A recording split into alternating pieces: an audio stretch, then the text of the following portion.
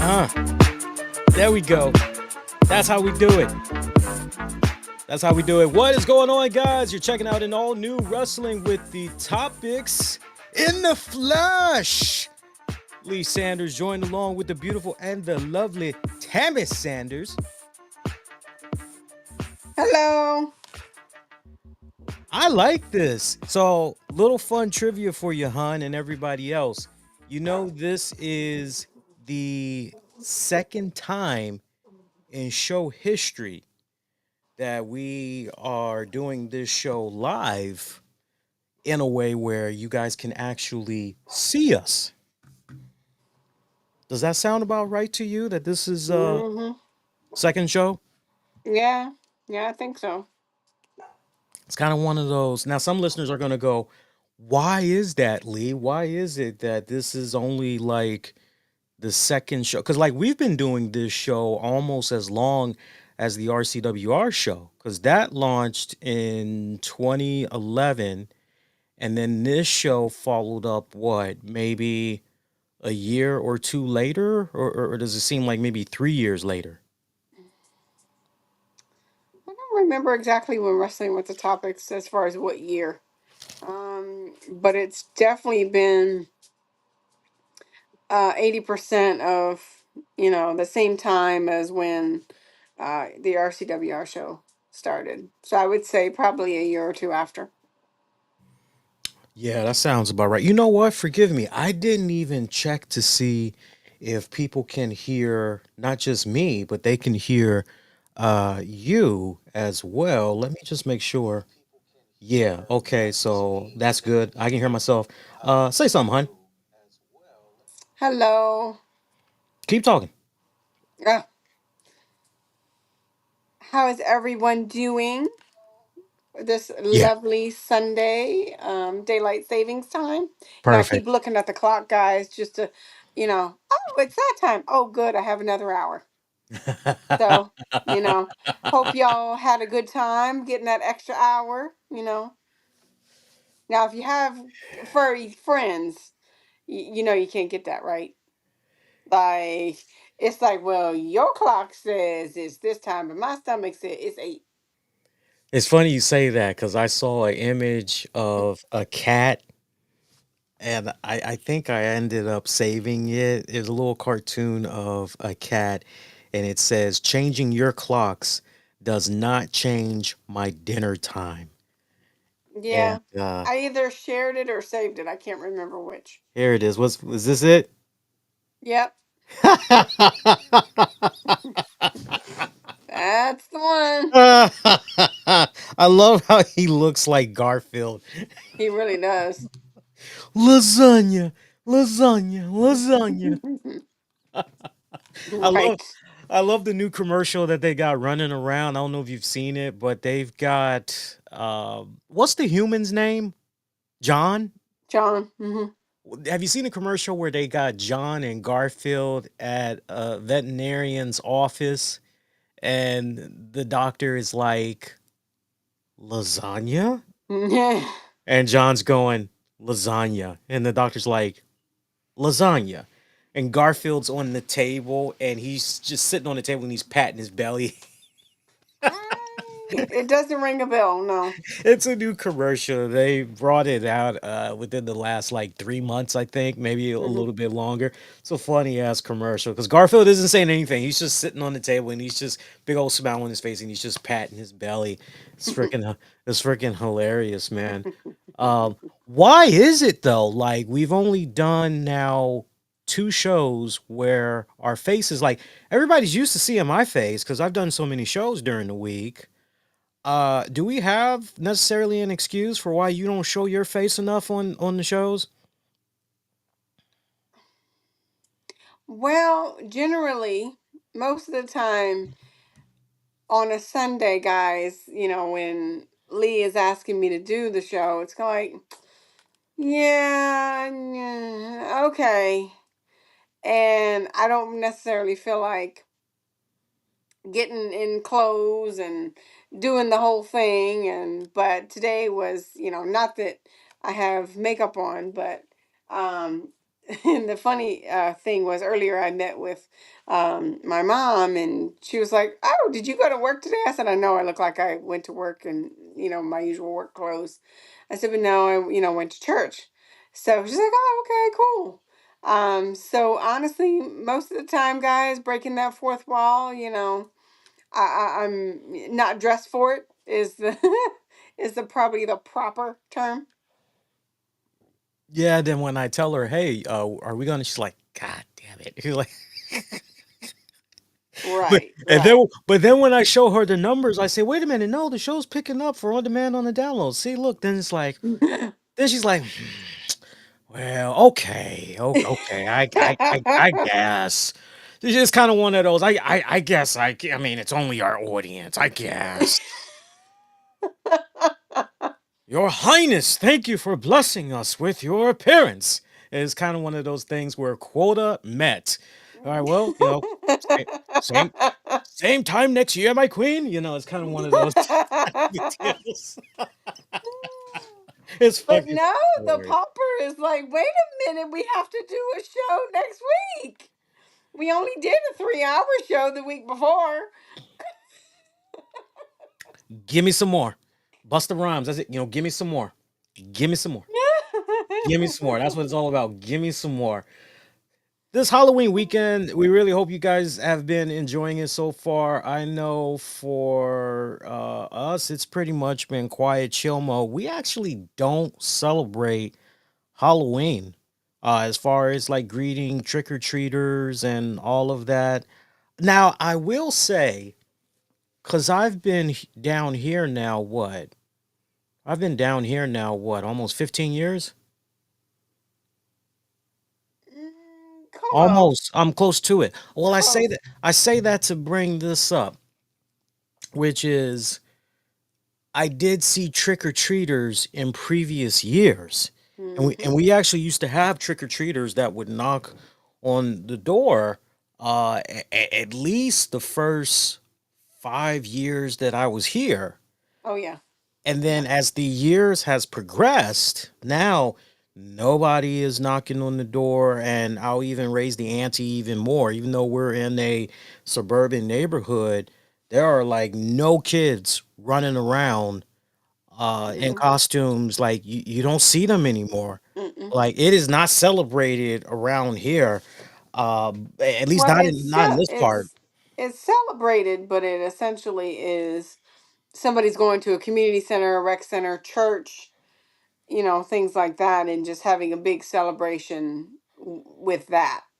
The funny thing is, I actually read a report a little while ago, it's today, matter of fact, and there was a report that there was somewhere in our community within, a 15 to 20 mile radius that there were people who found sewing needles and candy. And I said, "Oh my God, that's still a thing."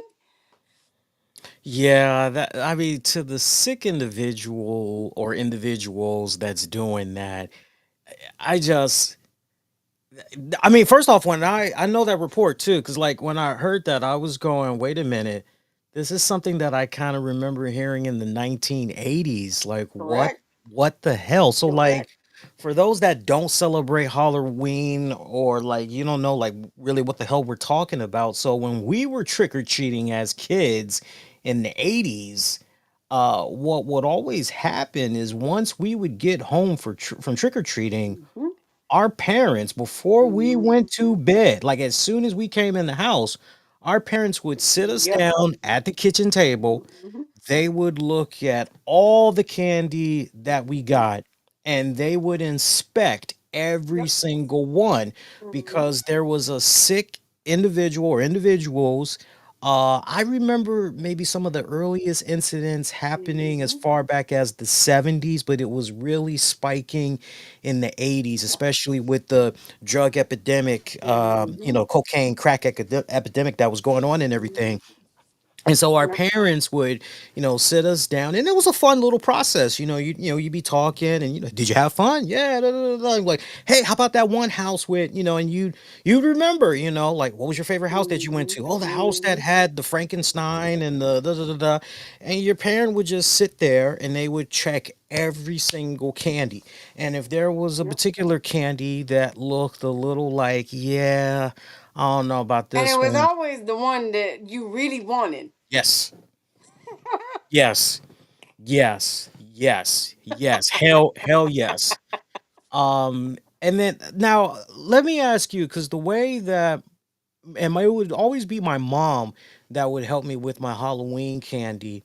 Mhm. Tell me if your parents did this with you, but my mom, so she would discard anything that looked suspicious, right? Mhm. But on top of that, if I got some type of homemade candy, like I know some neighbors, they would be like, "Hey, I made these popcorn balls." Mhm. My mom would be like, "Yeah, nah," and she would put that in the trash can. So like it Mhm. could have been fine.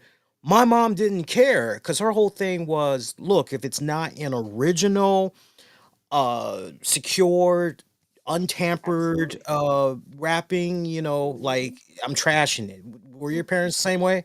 Yep. Yeah. Again, like you said, if it didn't come in original packaging from the manufacturer, you weren't going to eat it. It didn't matter what, and especially because for them that was even worse than it being tampered with because they literally made it at their house. You don't know what's in it. So yeah, no, it was always a no, even if it was homemade treat or anything that looked funny, and it may not even been it because back in the 80s they were putting razor blades in there. Yeah. Yeah, Um, yeah, we were the era of razor blades and sewing needles, but it was mostly yes, razor blades. yes, right. Yeah. So, and if it looked and it could have been something from the packaging, maybe not even something been tampered with. It could have been from the packaging. Either way, if my mom and dad, whomever decided to check it, if it didn't look right, oh, it was going in the trash. Yeah. And for sure, no home baked goods Yeah. unless they knew the person. Yes, exactly. Yeah, unless they knew the person, like, or if it was a case where, hey, come to the Boys and Girls Club, and like somebody made a Right. pan of Yes. brownies, Yes. or Yes. come by the church, Yes. Exactly. you know, Exactly. hey, you can get a slice of cake, or whatever, Hmm. right? Right. Just crazy what's going on these days, man. Hmm.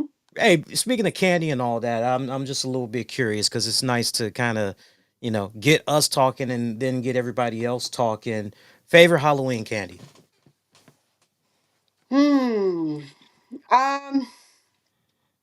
I actually had a plethora of favorites, but my go-to was always my first go-to was always Reese's. Second go-to was almond no, yes, almond joys. Um I had liked Hershey's back when I was a little kid. And then of course Three Musketeers and Snickers. Those were like my favorite. Now, generally if I got anything that had chocolate in it, that was my favorite because usually, back in the 80s, most guys got, the little, dollar bag and gave you like 500 pieces. Um, that had the lolly ding dongs and all that stuff. And you're like, yeah, I don't want that. That was the stuff you ate after all the good stuff was gone. True story. When I was trick or treating, there was actually a couple of houses. Oh man, it's Halloween. Oh man, I forgot to get the candy. Oh man, I'm so sorry. Hang on. I got something. I got something. And Boss. mofos would give me personal bags of chips. So I would get sealed bags of Doritos or Lay's or Ruffles. They're like, hey, that's Guys, good. this was Lee's favorite Halloween candy. I don't know why I just thought of that all of a sudden, but like, some of those houses that would give me chips, I would pull like a rock and I would go, You all right in the rocks book? You're all right. Yeah. Because it's like, because the worst thing to like get as far as Halloween goes, like Halloween goodies, is candy corn. I don't care what anybody says. Like, my least favorite candy. Like, if you want to just tell somebody I don't like you, like, you would either give them corn candy or you give them fruitcake. Like, I actually went to Oh some well, fruit houses. fruitcase is more Christmas, but yeah, But some that's people, true. yeah, some people during Halloween, like some houses I would go to, they would actually give me pieces Oh of wow. fruitcake. It was Oh like yeah, in these little, that's the I don't like you. Yeah. it was kind of like in these little dime bags or whatever. It was like, I'm like, and I'm looking at this, I'm like, what the hell am I supposed to do with this crap? Like, and like Throw it in the trash. I'd wait till I get like a block or two from the house, and then I would just chuck that joint over my shoulder, be like next. Um, yeah, anything chocolate, I'm with you, but I had my limits because I hated with a passion growing up. I hated Hershey's. I could not stand it. I would hold off on Hershey's until it was the very last thing, like the barrel of the Yeah, bottom, yeah, pretty much that was the right? last thing in the bag. Right. It was kind of like, well, I guess. I mean, it's chocolate, it's sweet. Yeah, I guess, sure, whatever, right? But my go-tos was Snickers, Hmm. Reese's, Fifth Avenue, Baby Ruth, Hmm. Oh Henry. Now that's one that only a, Hmm. a niche amount of people are gonna Hmm. know about. But Hmm. man, you get me a Oh Henry candy bar. Oh. Question: did they have whatchamacallits in fun sizes when you were growing up? No, but I'm if just I curious. was no, but if I was fortunate enough, I would come across some houses where some would actually purchase the regular size candy bars, including Hmm. that one, the whatchamacallit. Mm. And oh man, I used to be in heaven when I had that. So those were my favorites. I also liked, you know what? Not for nothing, but I loved me some good Nerds candy as well. Hmm. Nerds was I did good. too. And Mr. Goodbar. Mr. Goodbar was good. I Hmm. didn't care for regular lollipops like the flat joints in the clear plastic. I didn't care for those. But if you gave me a Charms blow pop, There you go. I was good. Me too. I was good. And it had to Sometimes be, I might eat that before the chocolates hey, it had to be grape. For me, it had to be grape or cherry. or I like the cherry, but I wanted the grape or the sour apple. Mm. Now, for me, it was either grape or cherry. Right. I was okay with the sour apple, but I literally was eating that last. Bottom of the barrel yearly would be Hershey's and Tootsie Roll. Yeah, that's true. I usually left those for last too. Hated those with a passion. Well, the Tootsie Roll part, but the Hershey's, they wouldn't quite be the last on my list. No, Speaking of Tootsie Roll, they revamped the Mr. Owl commercial. I don't know if you saw it. They revamped it. So I to feel. so to a subtle eye, it looks like the same commercial that we've seen when we were growing up. Hmm. But if you pay really close attention, you're going, wait a minute. This joint looks high definition, clean. Like Hmm. what the hell? Like something Hmm. doesn't. And then the voice actors, that's changed as well. Like there's a slight little, I don't know if maybe they did that with AI or if they just went through a vetting process, and Hmm. I don't know what they did there. But yeah, because now when the commercial ends, they show you the usual lollipops, and like when they get to the world may never know, now they show like this big old cherry pop. Hmm. I think I have seen it actually.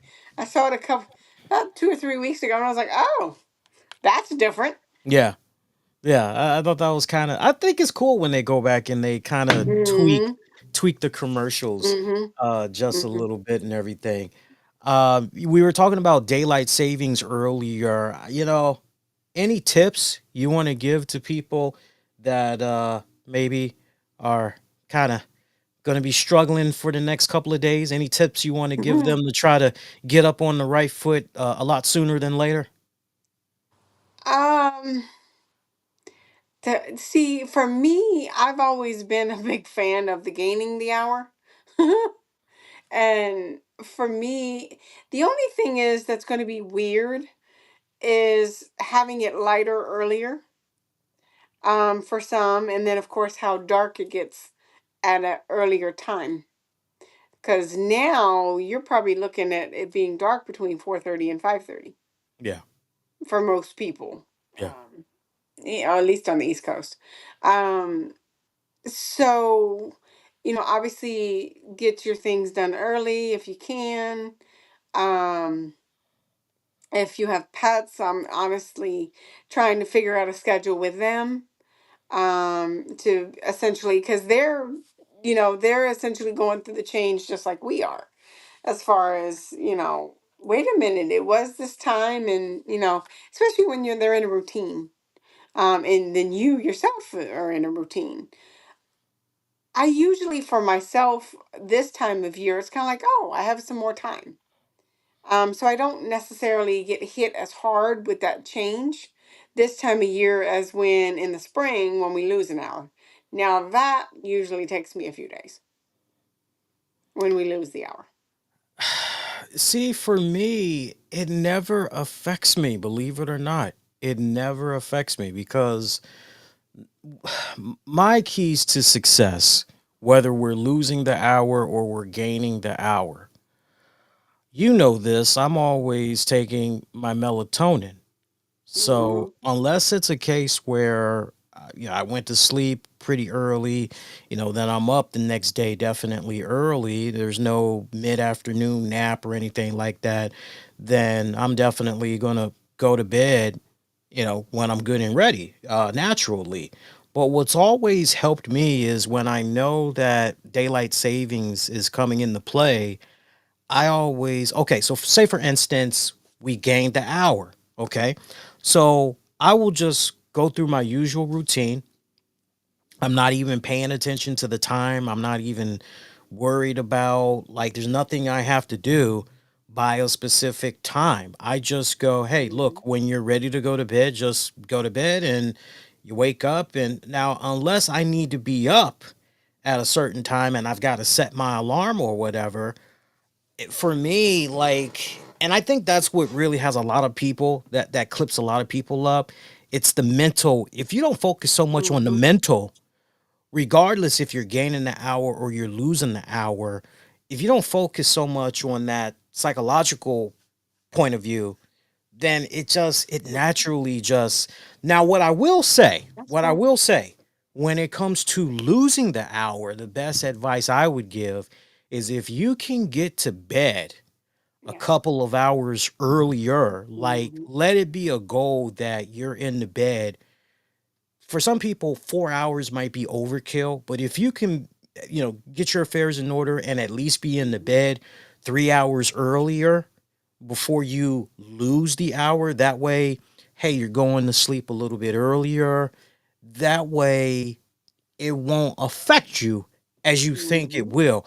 Those are really some things that have helped me over the years. And to kind of follow Hmm. up on what you were talking about earlier, yeah, man, it's definitely different when you've got pets that are in the picture because they are used to. They may not know the time, but they are definitely used to a routine because you've Hmm. helped them grow into that routine. And I know we were hearing it earlier this morning from our all three of our Yorkies because they wanted to go use the bathroom, they wanted to eat, and I told Tams, I said, don't worry about them. I'll take care of them. Like, but they went to the bathroom not that long ago, and I just wanted for us to get a little bit more sleep, and I didn't even think for an instant that, oh man, okay, well, it might be 8 in the morning, right now, but for them, it's essentially it's 9 in the morning. Like they've been ready to eat, right? Mm-hmm. And and Mm-hmm. and so yeah, it could definitely be a little bit of an adjustment though. But I think I was thinking about it a little bit more. Mm. You know who really has it bad when it comes to daylight savings? Those Oh, the that people that work night shift. yes, yeah, yes, It's like, dang. yes. Because not so much when you lose the hour. That's not no. Oh, that's That's fine. perfect. That's Mm-hmm. perfect. It is When you gain the when you hour. gain, then it's like, oh. I remember when long time ago, many years ago, my last rodeo in security. Oh my god, I don't know how I made it. I wish I was kidding you. I seriously, I do not know how I made it because that site that I worked at, it wasn't your typical, well, it's a graveyard shift. You're going to be stationary. So you can just kick back, look at the monitors, maybe watch a movie, catch up on some homework, read a book, Mm-hmm. do a patrol every other hour, but for the most part, you're just stationary. Nah, I constantly had to be on my feet the entire shift because they would give us like these little I'm trying not to be crude and use the wrong words, but they would give you these little black long shaped dongle devices, okay? And you had to go walk up to certain checkpoints Mm-hmm. and basically scan it. And it was basically the security company's way of letting the employer know, hey, we're not just chilling somewhere sleeping, we're actually active. And you had to complete x amount of checkpoints, otherwise I promise you the very next time you came to your shift, you'd get a write-up because it'd be like, hey, you missed this checkpoint, you missed this checkpoint, you didn't hit this one, what happened? Because then you got to explain like what was going on. It's interesting what's become of the security industry now as far as that whole dongle scan technology and all that. But when it used to come to daylight savings and gaining that hour, it felt like an eternity. Like it felt like the shift would never end. Matter of fact, I think I remember those very words verbatim the last time that you were working security overnight when there was a gaining of an hour. Yeah. Excruciating pain, man. I don't wish it on anyone. I really I feel the pain. I really do. I know some of you guys are interested in knowing what's going on with the plants. I did share some photos on social media recently. All the plants are doing very well. Tams will attest to this. Hmm. I gotta say, as far as plant of the year, Plant meter. plant of the year, like whoa, I did not recognize your grow game was gonna be like this. I gotta give it up to the dumb cane. The dumb cane Mm. plant. The way it's looking right now, we're gonna have 10 leaves all off of that one stump by the end of this year. Mm.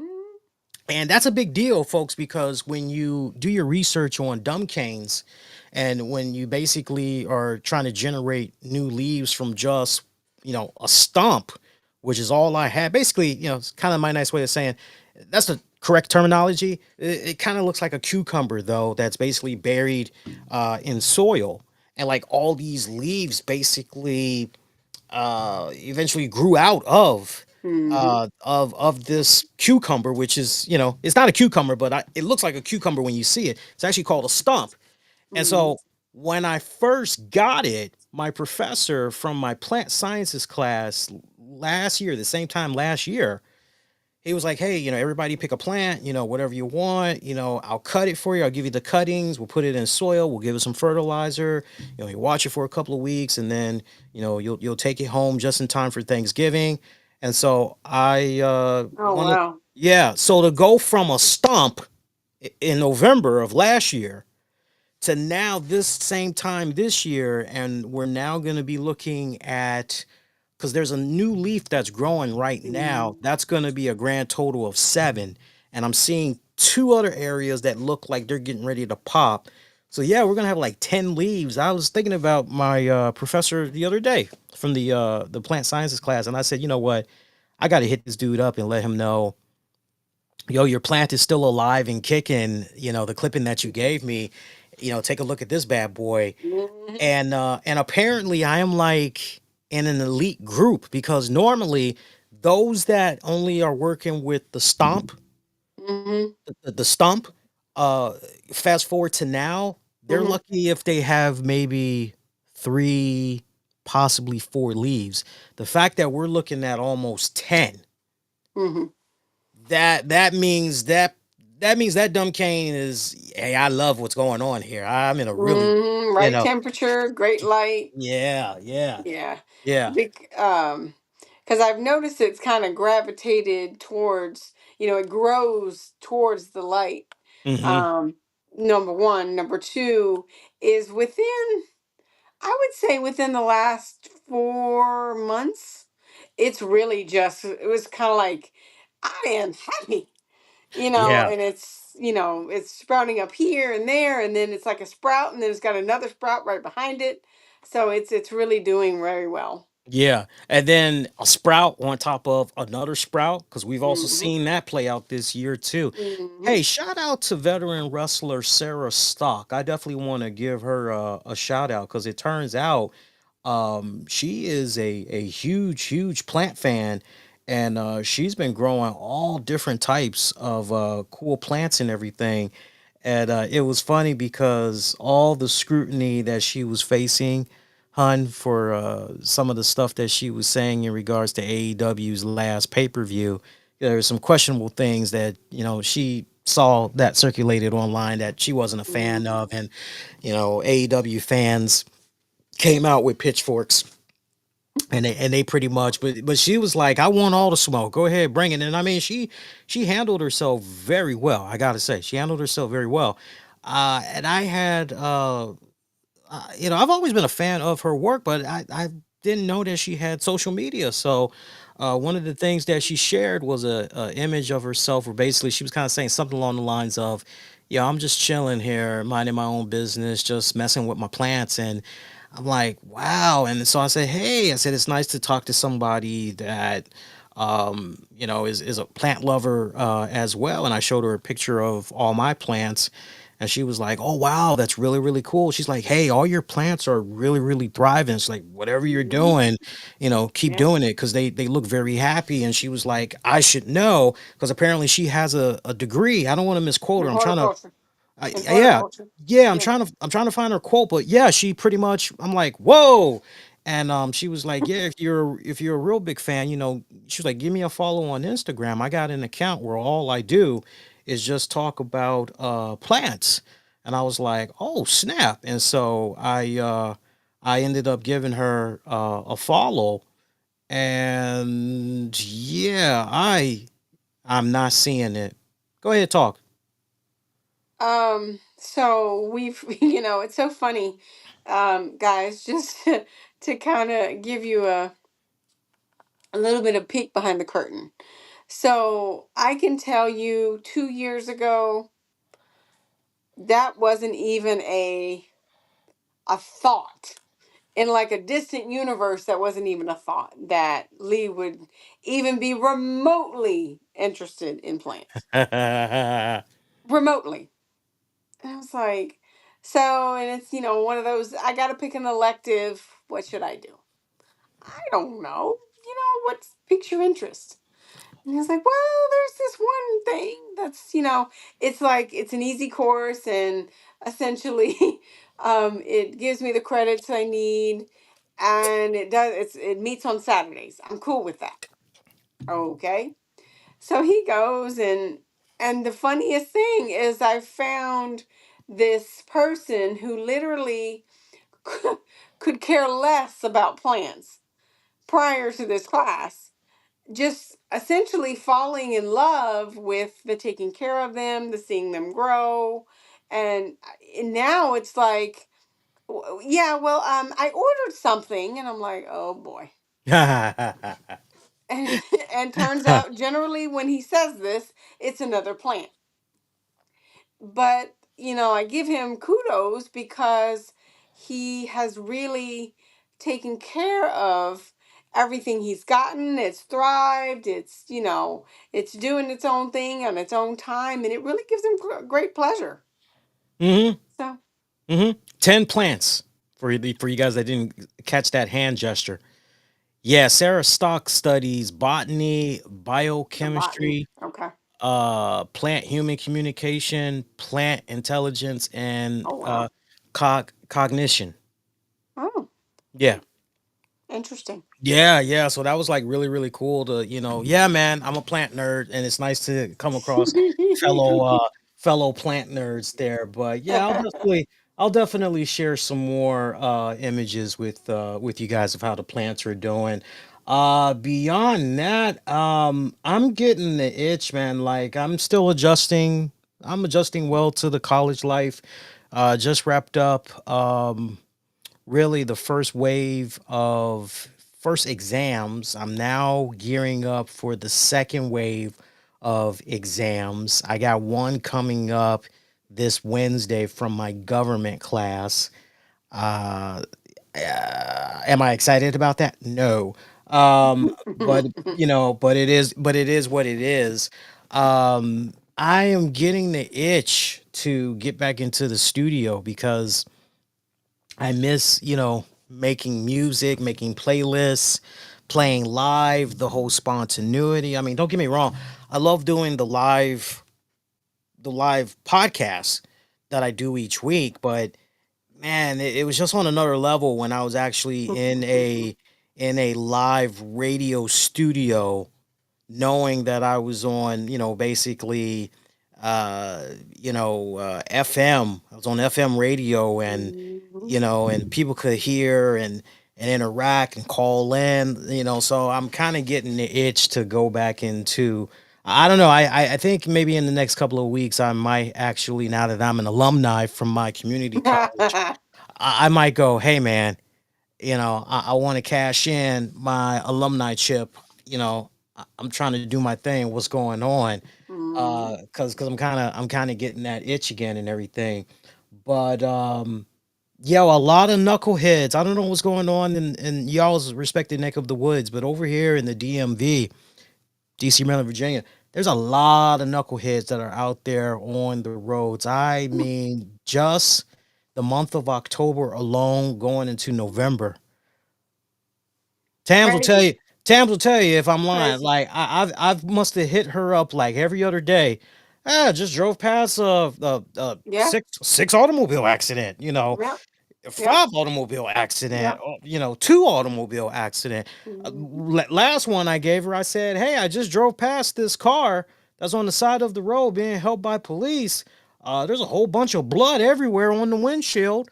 Didn't see no bodies in there, but yeah, Probably the person hit their head on the windshield. yeah." Probably But wasn't wearing a seatbelt, likely. yeah, Cause how do there's that. I wish, cause I mean, when I say there was blood on the windshield, I don't mean like blood was looking at the blood pattern, because that's how slow traffic ended up being. I was Oh able to wow. see every single Yeah. fine detail. Yeah. This blood, it looked like the way the pattern went, it seemed that somebody's head definitely went forward and then kind of, forward and kind of to the side and to the Mm-hmm. side, and then like the blood splatter was just boom on the driver's side, and it Mm-hmm. actually went over to the passenger side. Mm-hmm. Yeah. Terrible. Yeah. So the funny thing is, as we were earlier in the day, we were having a conversation, myself and Lee. He was saying, over the weekend, he was looking at possibly, going out and to do his route share. And I said, okay, whatever. And he just kept saying, I don't think I'm going to do that today. Oh, okay. And then the other day, he was like, no, I don't think I'm going to do that today. I'm like, hmm. Okay. So basically, literally, um, I said to him, I said, okay, so on Friday night into Saturday morning, there was a an accident on our local interstate. Okay. And this is a interstate that literally Lee would travel. And I get up this morning, just looking at things, and I see, literally, and kid you not, guys, it is down the street from the house. There was a car that literally creamed into another truck at 2 a.m. this morning. This is also a route that Lee would take. And his car was, excuse me, fucked. Meaning the car that smashed into the parked truck and carrier thing on the back. Not drivable. No. The Oof. other dude's car, no. No. How about both cars? Now the other car, probably. Mm, It's got some dents, but it mm, probably is drivable. mm, Now the car that creamed into it, probably not. mm, I know one was taken to the hospital. One refused to go to the hospital. mm. So, and I don't even know if the guy or girl, whoever drives that truck, even knows that somebody's wrecked, crammed into it. So, but it's like, and I was just talking with a friend earlier, and I was like, I swear that I've seen more crashes in the last 2 to 3 weeks than I've probably seen in 6 months. And it was funny that the other day, I guess 2 weeks ago, 2 weeks ago, myself and Lee were driving around in the area, and I kid you not, there were 3 accidents that I saw when I was driving around that day. 3. And they weren't even like small accidents. Some of them were like, yeah, that's probably gonna be totaled. So it's just, I you start to wonder, like, okay, is it these people that are getting their licenses really can't drive, or they're just that distracted, or maybe a little of both. Are they just that reckless, or maybe all the Exactly, or they above? just that reckless. I was going to say speed, in which essentially cultivates into recklessness, but Yeah. yeah, just like, really. I mean, and the sad part about it is the people that are doing it right essentially are paying the price because car insurance rates are going up to essentially offset the cost of all the wreckers that have to come get the things, and because of the people who aren't driving, whether it be recklessness or, you know, whatever it is that essentially caused that. And it's like, well, dang. Yeah. So, but the increase is a bit scary, if you want me to be honest with you. It really shows, and shout out to Muhammad. Happy Sunday to you as well, and happy November. It really, the times have changed. It really, really has, because when you stop and think about it,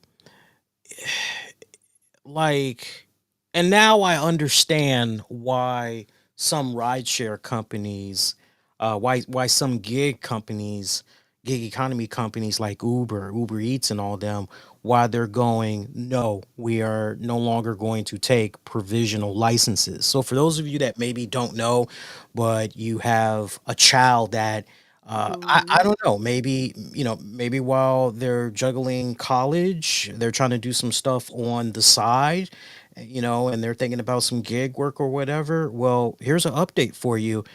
Companies like Uber, they are no longer allowing provisional Hmm. licenses. Now, last year, no issue. You were able to take your provisional license and boom, you'd be approved like within like 2 minutes tops.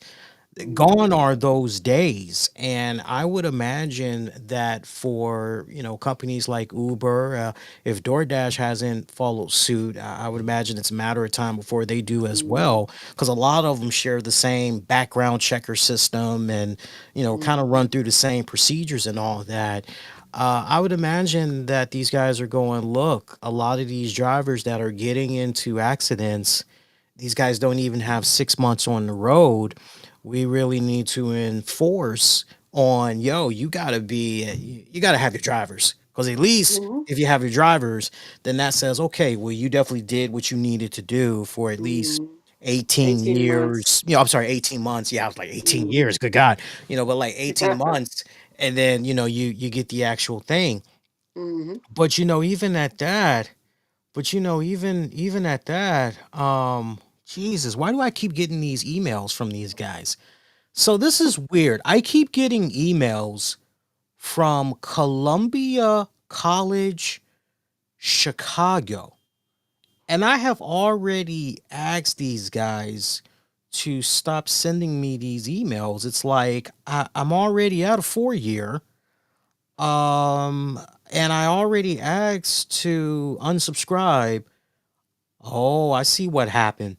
So I did say all, but I did not also check all future email communications from this organization. So let's see if that, yeah. So let's do that. Wow, you got to hit like three things now. Just to, it used to be a time when you could just press one fucking button and unsubscribe. You never have to worry about them again.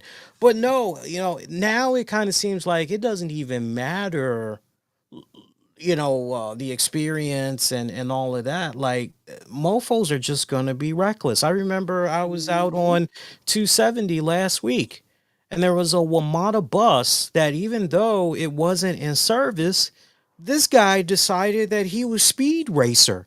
So how when you get on, how when you're going past certain joints on the freeway, Mhm. how oncoming traffic from your right, they've got that little bit of lining and time where they can safely merge onto Oh yeah, the the acceleration traffic, lane. the acceleration lane. Mhm.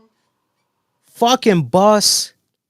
I mean, there must have been about, I kid you not, and I'm not exaggerating when I say this, there must have been about 4 seconds left before the lane was definitely, like, it was already narrowing. Mhm. And this damn Wamata bus decides to literally come from come from my left, riding my ass behind me, goes to my right, jumps ahead of me. Okay, all almost in one fluid motion, Wow. almost like a backwards S, the way it was doing it. Could have caused a serious accident. Mhm. Did not signal his intent, none of that. And then I watched the guy literally go over 3 lanes to the left without Mhm. signaling his intent, Mhm. and was this close to hitting 3 cars in the process. Mm. This is the type of driving that I'm seeing out here on the road. I know a lot of you guys got your own little bad stories, but Mhm. it makes me really really squeamish. Like, it's gotten to a Mhm. point now where if I notice that somebody is riding my ass Mhm. on the freeway, Mhm. I don't panic. I don't panic, but I just go, yeah, I need to plan my exit. Like, Mhm. I need to, because this guy, he gonna, Right. something bad gonna happen. Way this guy's riding, like, Yep. nah, I Yep. don't want to risk it. I don't want to risk Yep. it, you know. But Mhm. it's funny because I remember something that the guy that taught me how to drive. I remember something that he had said to me. He said, "Look, everybody's gonna do the same thing. They're gonna do what they need to do, learn what they need to learn, drive how they need to drive until they Yep. pass. Yep. And then they're just gonna do any old Right. damn thing." And he was like, that could be Mhm. fine. He was like, but you know, uh he basically was like, fuck around and find out. Yeah. He's like, fuck around and find out. Absolutely. and it's just crazy. A lot of the crap that I'm seeing. Hmm. Uh, I'm still trying to follow the story that happened out in California. I don't know. We didn't talk about it here on the show, but so in California, there's this 21-year-old illegal immigrant that was operating one of those big ass rig trucks, big old box car and Oh, the all of that. 18 wheelers. A 18 wheeler Hmm. caused a horrific automobile accident that took the life or lives of a couple of people. Turns out this mofo was drinking. Illegal immigrant, 21 years of age, Oh, wow. and took. And so, one of the first questions I had running in my mind, especially since I'm taking um, my government classes, and I contemplated whether or not I was going to email my professor about this, but I think I might, which is, hey, how come illegals are able to get driver's licenses? I don't understand that because like shouldn't they first be going through the process where they're encouraged to become a legal citizen? Because if you become a US citizen, then that perk of becoming a driver, then you can gain access to that. I'm having a hard time understanding, only because I have not properly researched it. But y'all that's been checking me out for a long time, y'all know when I put the idea out there, I always immediately follow up and I do my own research. But Mhm. it's a matter of one of those.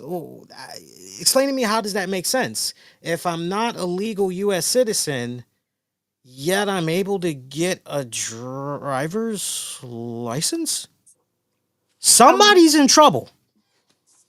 I wish I could remember that conversation, but there was one of the times, I guess it was a year, around the time or a year after I got my license. I remember somebody at the MVA stating that there was a lot of influx of foreigners essentially able to get their licenses. Now, the how and the why, I don't remember, but I do remember the conversation. And I remember one of And the these were instructors, illegally, correct? right? Okay. They were illegally obtaining these. Yes, because well, not illegally, but I remember asking the question of, well, if they're not a citizen, how are they able to essentially get around the tape?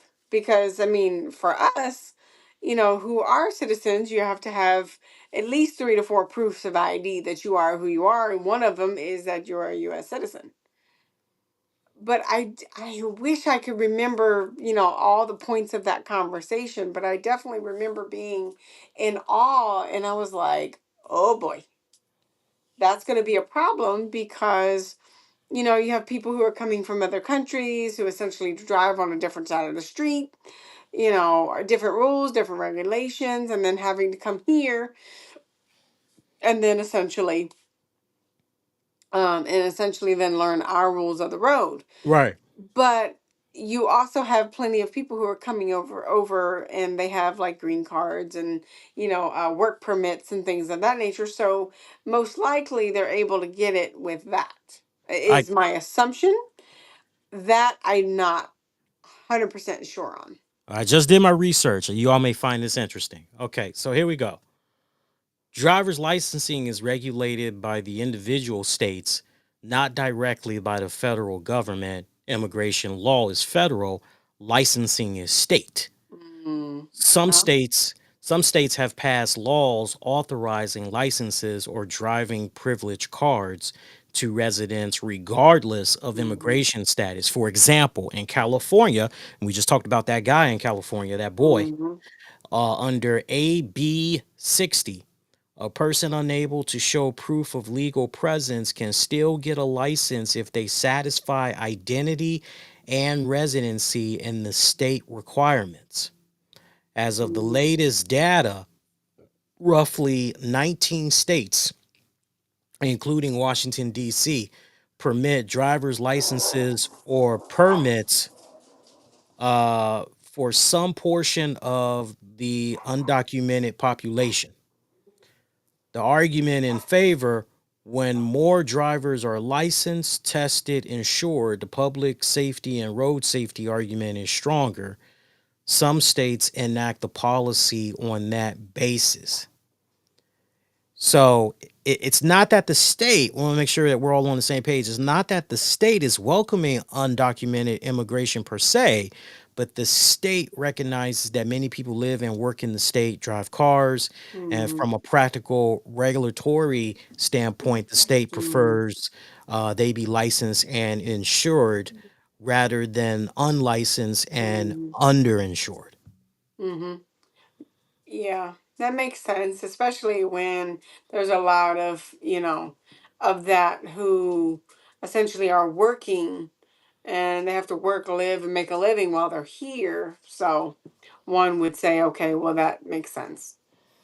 There's a lot more to it, but that's pretty much Yeah. the main gist of it. It's a weird rabbit hole full of loopholes when it's all said and done. But Mhm. yeah, lot of knuckleheads out there. Speaking of knuckleheads, what's your thoughts about what's been happening with the latest round here of the DC youth curfew? The saga, the drama continues. You need to be caught up to So speed. I remember hearing about, Halloween night, but I don't know the full story. Now, did they lift the curfew for that night, or is the curfew been implemented since? So let me hook everybody up here. Shout out to WTOP News for this report. So DC police said a total of 18 curfew violators were stopped by officers on the first night of Mayor Muriel Bowser's limited juvenile curfew, which went into effect Saturday night. The curfew was implemented in response to an incident Halloween night where DC police, as well as Metro and Capitol Police, worked alongside the National Guard to disperse a large group of teens that congregated in the Navy Yard neighborhood. 5 arrests were made, with charges ranging from possession of a knife to resisting arrest. Special juvenile curfew zones Mhm. have been established in Navy Yard, the U Street corridor, and along the Union Station and the Banneker Recreation Center. Anyone under 18 cannot be in the zones without an adult between the hours of 6 p.m. and 11 p.m. A citywide youth curfew then goes into effect at 11 p.m.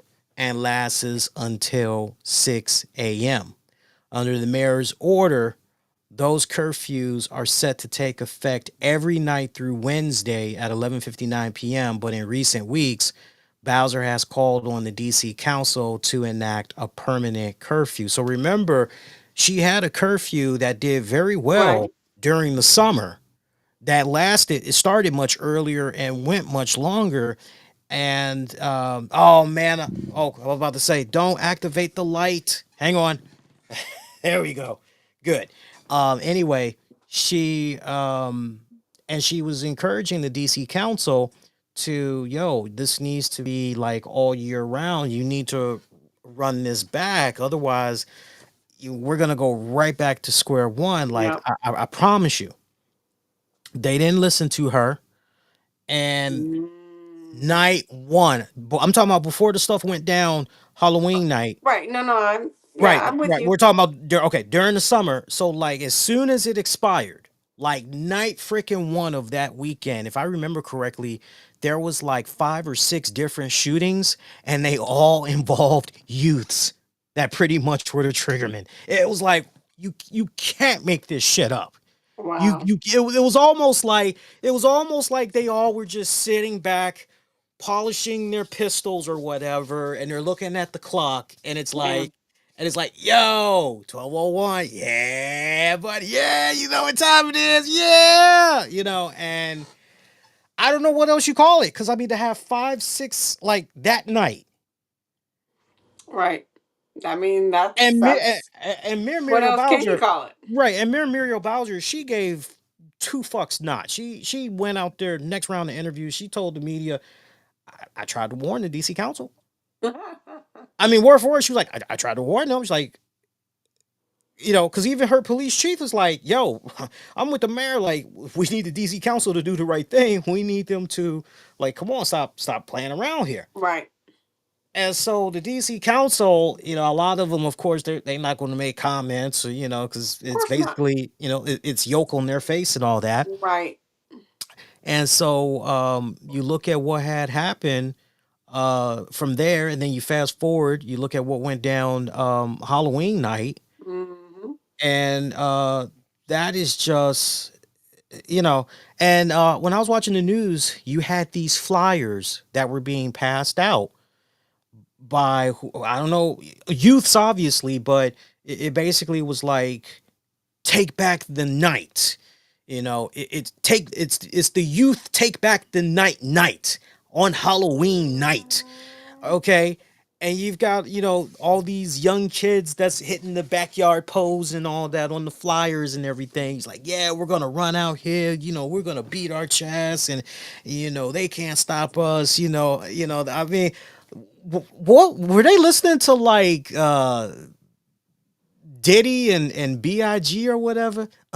Bad boy, ain't no stopping us. I mean, like, what were they doing? Because, like, seriously, this is just stupid. It's just stupid. Hmm. It's just stupid. Hmm. So my biggest issue with this, I'm going to tell you my biggest issue with this, and I agree with a lot of the folks that were commenting about this. But, like, the first thing that I thought about when I was hearing about this curfew, yo, this isn't lasting long enough, and it actually needs to start earlier. Hmm. Like, you should be implementing this as early as 8 o'clock at night. Yep. Dare I say even seven. Seven might be a Yep. little bit too extreme, but you need to be pushing it from 7, 8 o'clock at night, and it needs to go until 8 a.m. It needs to go until 8 a.m. Like, no exceptions.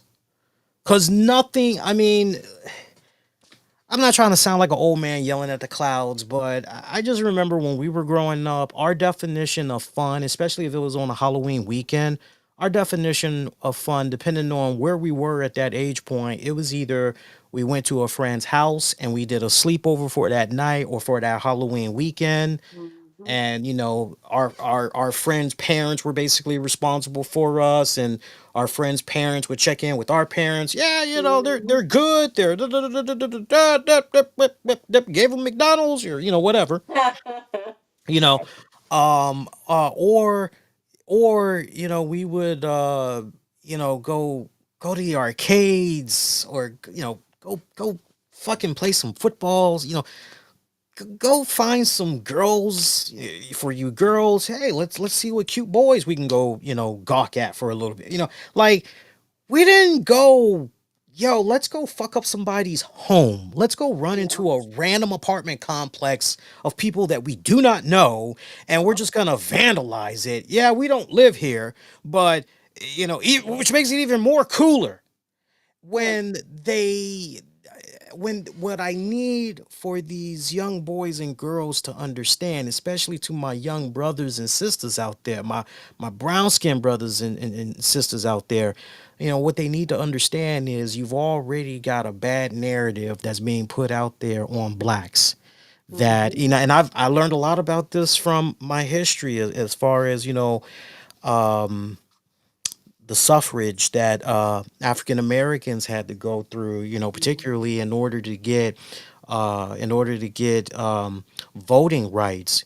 The voting rights might have been implemented for blacks to vote, for black men to vote around the late 1800s, but because of Jim Crow laws, it really was not until the Civil Rights Act of 1965 that just said, "Yo, it's very discriminating to, you know, literacy tests and this and this and this." Like, no, like, you just hands down, you need the right to vote. What I need for these kids to understand is that history has shown with certain races that, and even in a news setting media agenda, in an agenda setting, that newspapers back in the day depicted blacks as Mhm. savages, Mhm. unintelligent, beasts. Monkeys.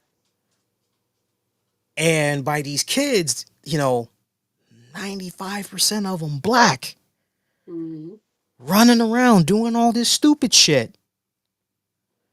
Yep. You're essentially those people that already are looking kind of side eyed at minorities are going, that shit right there. That's what I'm talking about. Tell me I'm lying. You're not. Yeah.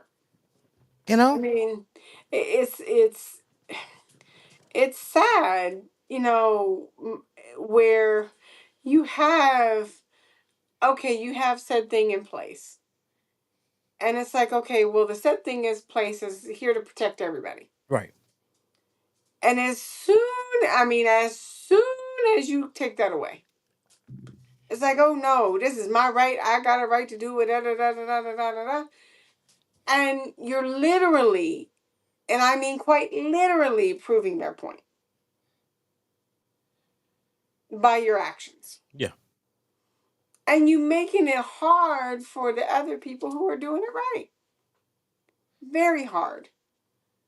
Because you now are stereotyping the whole race because of a select few. Right. And that's unfair. It really That's is. really unfair. It really is. I know there's also some people that are going, where are the parents? Yeah. Where are the parents during all of this? Well, look, when those 9 times kids out of 10, them parents don't know where their kids are going. They say, oh, we going out with our friends to go trick or treating. right, And then it's like, oh, well, damn, now I see my kid on the news. right. Half of them, I'm sure, is that way. I see that narrative all the time. Where's the parents? What's going on? Look, don't get me wrong, folks. And I want to make sure that for the parents that I actually play devil's advocate and I defend them a little bit here because a lot of the parents are invested in their kids, in their future. Mm-hmm. They are doing their damnedest to raise their kids right, give them the right values and accordingly. But some of these kids, what's ultimately happening, the kids are playing it one way in front of their parents.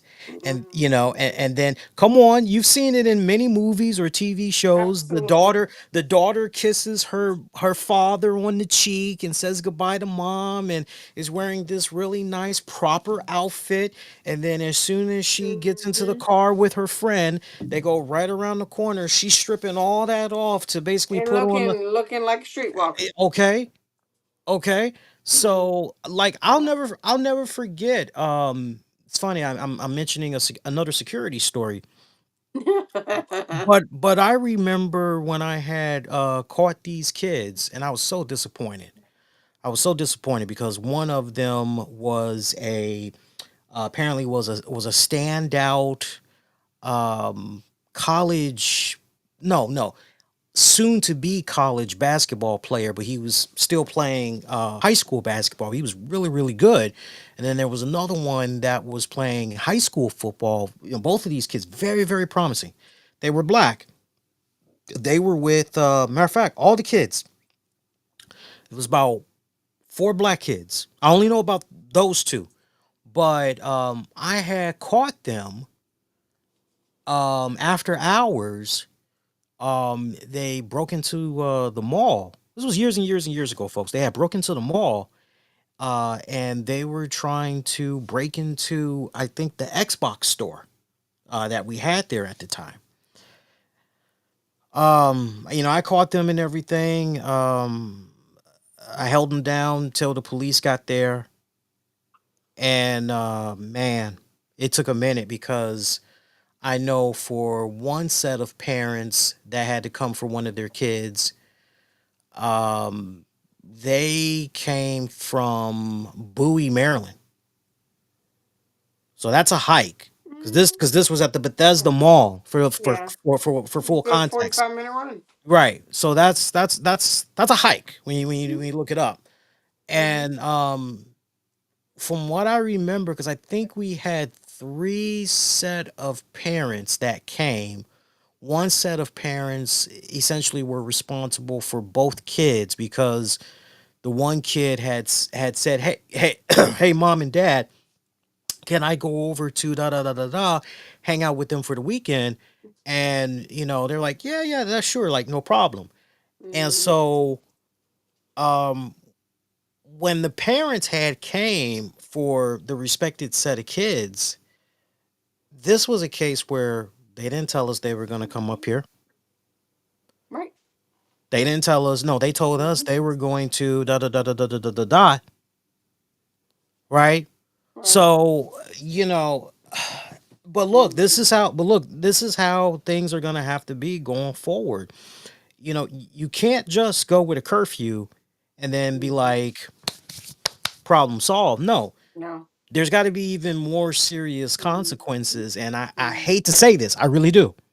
But this is one of those cases where if these kids are going to continue to defy the rules, then the parents are going to need to be fined.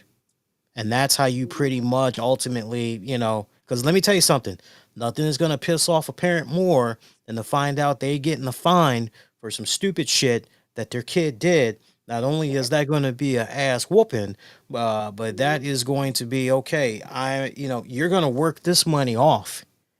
I don't Mhm. care. I don't care what you got to do. I don't care if you got to you doing something. Even if you got to ask somebody that's getting ready to go grocery shopping if you can push their cart for them and Right. load their Load their groceries in their car, all cart. that. Yeah, Carry the groceries in. you gonna get me my money. Mhm. That's how they got to Right. do it. That's how they got to do Right. it. But it's so heartbreaking to see these kids just going out there and just continuing to do this stupid crap. It is. It really is.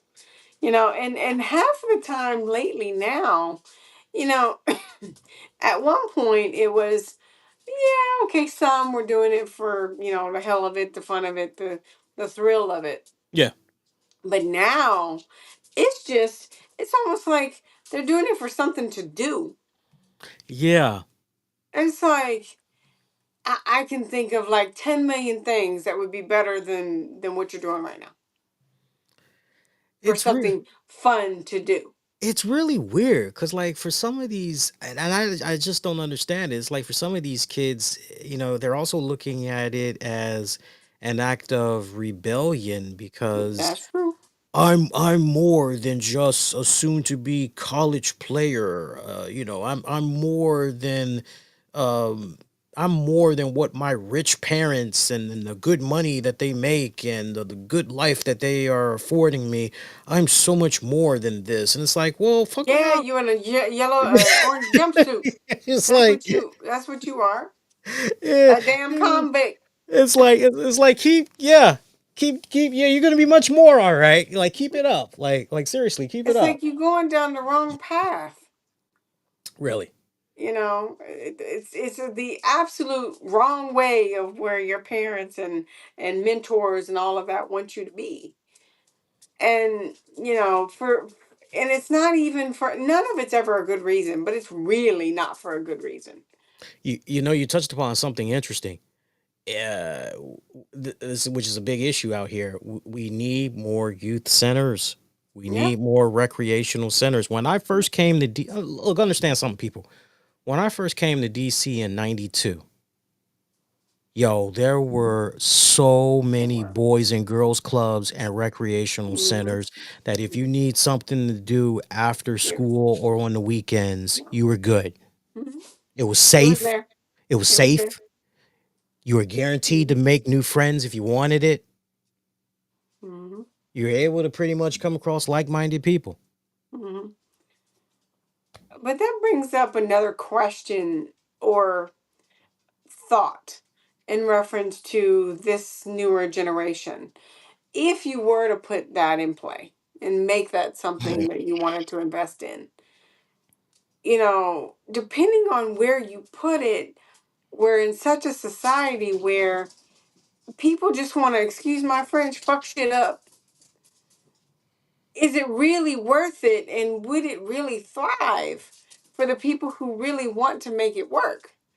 Or would it be just another waste because you have people who just have nothing better to do?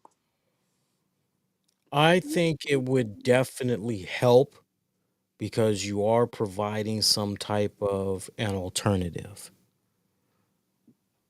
You know, Mhm. you are, these kids that want to pretend like they got it so rough in 2025, when you see how a lot of the land has been redeveloped. Now, I do understand there are still on that same side of the coin, there are still low income families that do not have access to home internet, let alone high internet speeds. Mhm. And I get that, which is why it's even more important that instead of taking our resources and okay, let's go open up another goddamn vape store, or Right. let's open up another Hookah lounge. right, let's open up another cannabis. Like, no, like we should be investing in recreational youth programs, teach Mhm. these kids, inspire these kids to learn a trade, learn something that, what are you passionate about? What do you, okay, well then let's explore that, right? Oh, you like to draw? You like to paint? Well, that's what made Boys and Girls Club and other recreational centers so cool. Is like they had all types Mhm. of different stuff, so it was pretty easy for you to, find something Mhm. that you were passionate about and everything. That's why I like that one place that's out there in Southeast, and I hope they're able to get the money that they need to stay open. But you know what I'm talking about? It's that Go Go joint where they Oh also, yes, yes, yes. The Go-Go yeah, Museum. the Go Go Museum. Mhm. Yeah, and Yeah, I hope apparently, they do because yeah, it's so funny how so many youth today could give two craps not about history. yeah. They just care about the here, the now, and where they're going. They don't even care about what people have overcome, where they've been as a race. You know, how do you know where you're going if you don't even know how far you've come? Preach, preach. That was deep. A little bit lighter. Oh, a little bit lighter. Let's switch it up a little bit. I mean, look, we can keep going, but like that's I like know, but I it's know I multi-layered. hear you. It, It's just it's like multi-layered. It's so multi-layered. so like you turn. Yeah, yeah. Go with something. Let's switch it up. Talk a little something lighter. This will probably make the wrestling fans smile a little bit. So I want to put you in the hot seat. I'm gonna give you context, Okay. right? Easy, very digestible. Okay. But I want to hear your thoughts about this.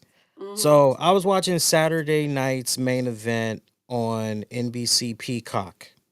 Right. What's NBC Peacock? An app. You don't say. Tell me more. It's Well, I mean, it's an app to where you can essentially view generally NBC product. Um, some could,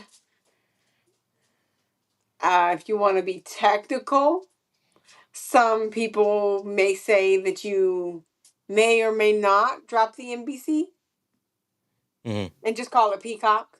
Hmm. Um, but generally, that's who essentially founded the app. So And who owns it? Who owns it currently? NBC, Which is owned by? Universal, Comcast. Hmm. Mhm. So anyway, I'm telling y'all, don't fuck with me. I'm telling y'all, I will pull a Shaquille O'Neal. Like, don't play with me. Don't play with me. Anyway, little inside joke. Little inside joke. So anyway, I was watching Saturday night's main event. Where, in case you guys missed it, you don't know by now, CM Punk is now a 7-time World Heavyweight Champion. So congrats to CM Punk, who just celebrated Yeah. his birthday on October 26th. He's now 47. So What app interesting, was that? huh? What app was that? That was something called Peacock.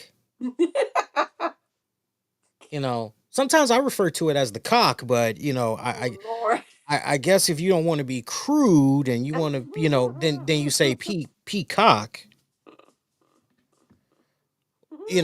But see, I like to put the NBC in front of it because if you just randomly pop in a stream and you just hear Peacock, you're going, whoa, whoa, whoa, whoa, whoa. So I like to, NBC Peacock. Would you guys like to see Precious? Precious wants to say hello. I think it's a streaming app, isn't it? I think it's a streaming app. I would say. I believe it's a streaming app. Mm-hmm. Yeah, Mm-hmm. yeah. Don't fuck with me. Um, anyway, never mind a motherfucker offering preview and predictions and saying, yo, give me your thoughts about that. Never mind. And if you guys, Lee's being a dick. Yeah, damn right I'm being a dick right now. Never mind me saying, hey, I encourage you guys, give me your preview, give me your predictions. Technically speaking, sir, it's not called NBC Peacock. Because that would mean that the event is streaming on NBC and it's streaming on Peacock. Therefore, Argo, you need to say Peacock. Never mind me taking less than 3 minutes out of my schedule to offer preview and predictions. No, we gotta get technical.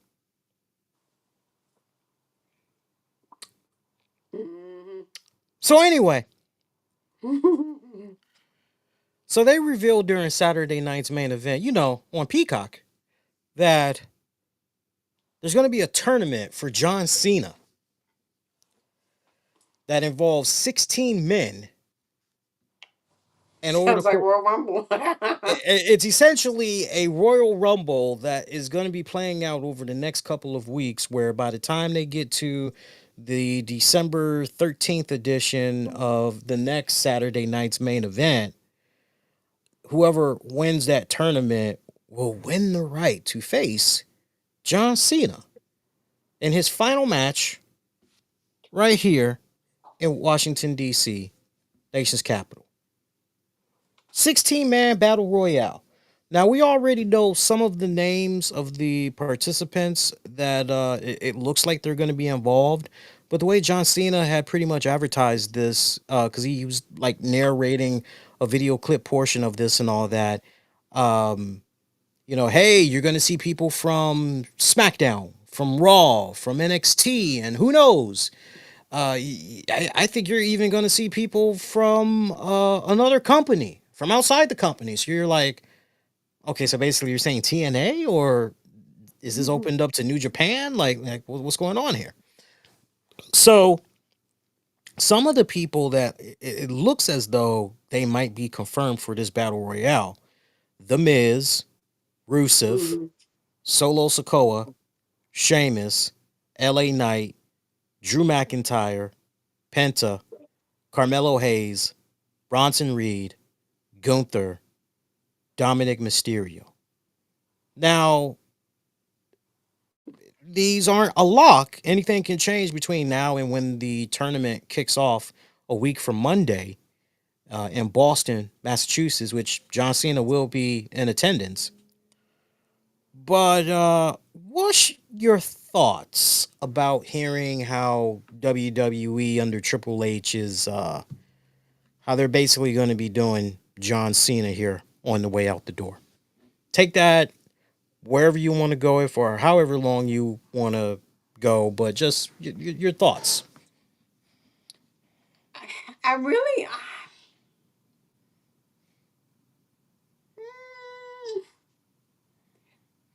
it's a neat little move, but also it's kind of it doesn't really give you time to truly build a story either, because they could really give somebody a dab if they were to do it that way. Mm. And basically like, okay, well, let me pass the torch. And I mean, grant you the John Cena Royal Rumble. Um could do that as well. I mean, it's an interesting concept. Um, I guess I didn't expect to see something like that happen. I guess I would just assume that he would just, each week would be, this different person. Um, um, I don't know. My feelings are mixed by it. I will tell you that for me, there wasn't a whole lot of people on there that you named that I would be like, well, damn. I mean, grant you, some of them are like, okay, well, that's cool, nice rub, and of course Drew McIntyre. But then it's kind of like, for me, some of those people are like B players, and it's like, well, maybe, I mean, just for me, in reference to the average casual fan, um, I would have thought that you would want to make this last match momentous, something to remember, build up to it. And yes, they're doing that in a way, but not really, because it could be one of 19 people. I don't completely love the idea. Um, I don't completely love the idea. So let me follow up then. So overall grade that you're giving for Triple H and how he has handled John Cena's farewell tour, especially now knowing what you know now with this new information. What's the overall grade that you would give him? And my follow up question to you, scandals put to the side, pretending that it did not happen, you have definitely watched enough now Mhm. of Vince McMahon and what it was like with him at the head of creative and booking. And you've seen enough now, even though you're not watching it as much as you used to watch under Vince McMahon's regime. You've watched enough under Triple H now. So, two-part question, overall grade for Triple H. And then the second part, do you feel if all this was under Vince McMahon, if it would have been two times better than what Triple H is doing? Overall grade, C. Not a C plus, C minus, just C. Sometimes he truly does hit the mark. Sometimes not so much. Um, You're talking about specific this grade that you're giving. You're talking about specifically what you've seen how Triple H has done Cena during this tour, during his farewell tour. yeah, I would say it's still a C. I Okay, mean, I that's what I'm think, homing in on. Yeah, and I'm going to even, now, if you're saying take TKO out of it, because some of it I'm a little bit with TKO, and I'll explain that in a minute. Um, I'd say B minus. Yeah, B minus without TKO. And the reason I say that is as a fan, I'm really disturbed that I feel like they're making WWE a cash cow.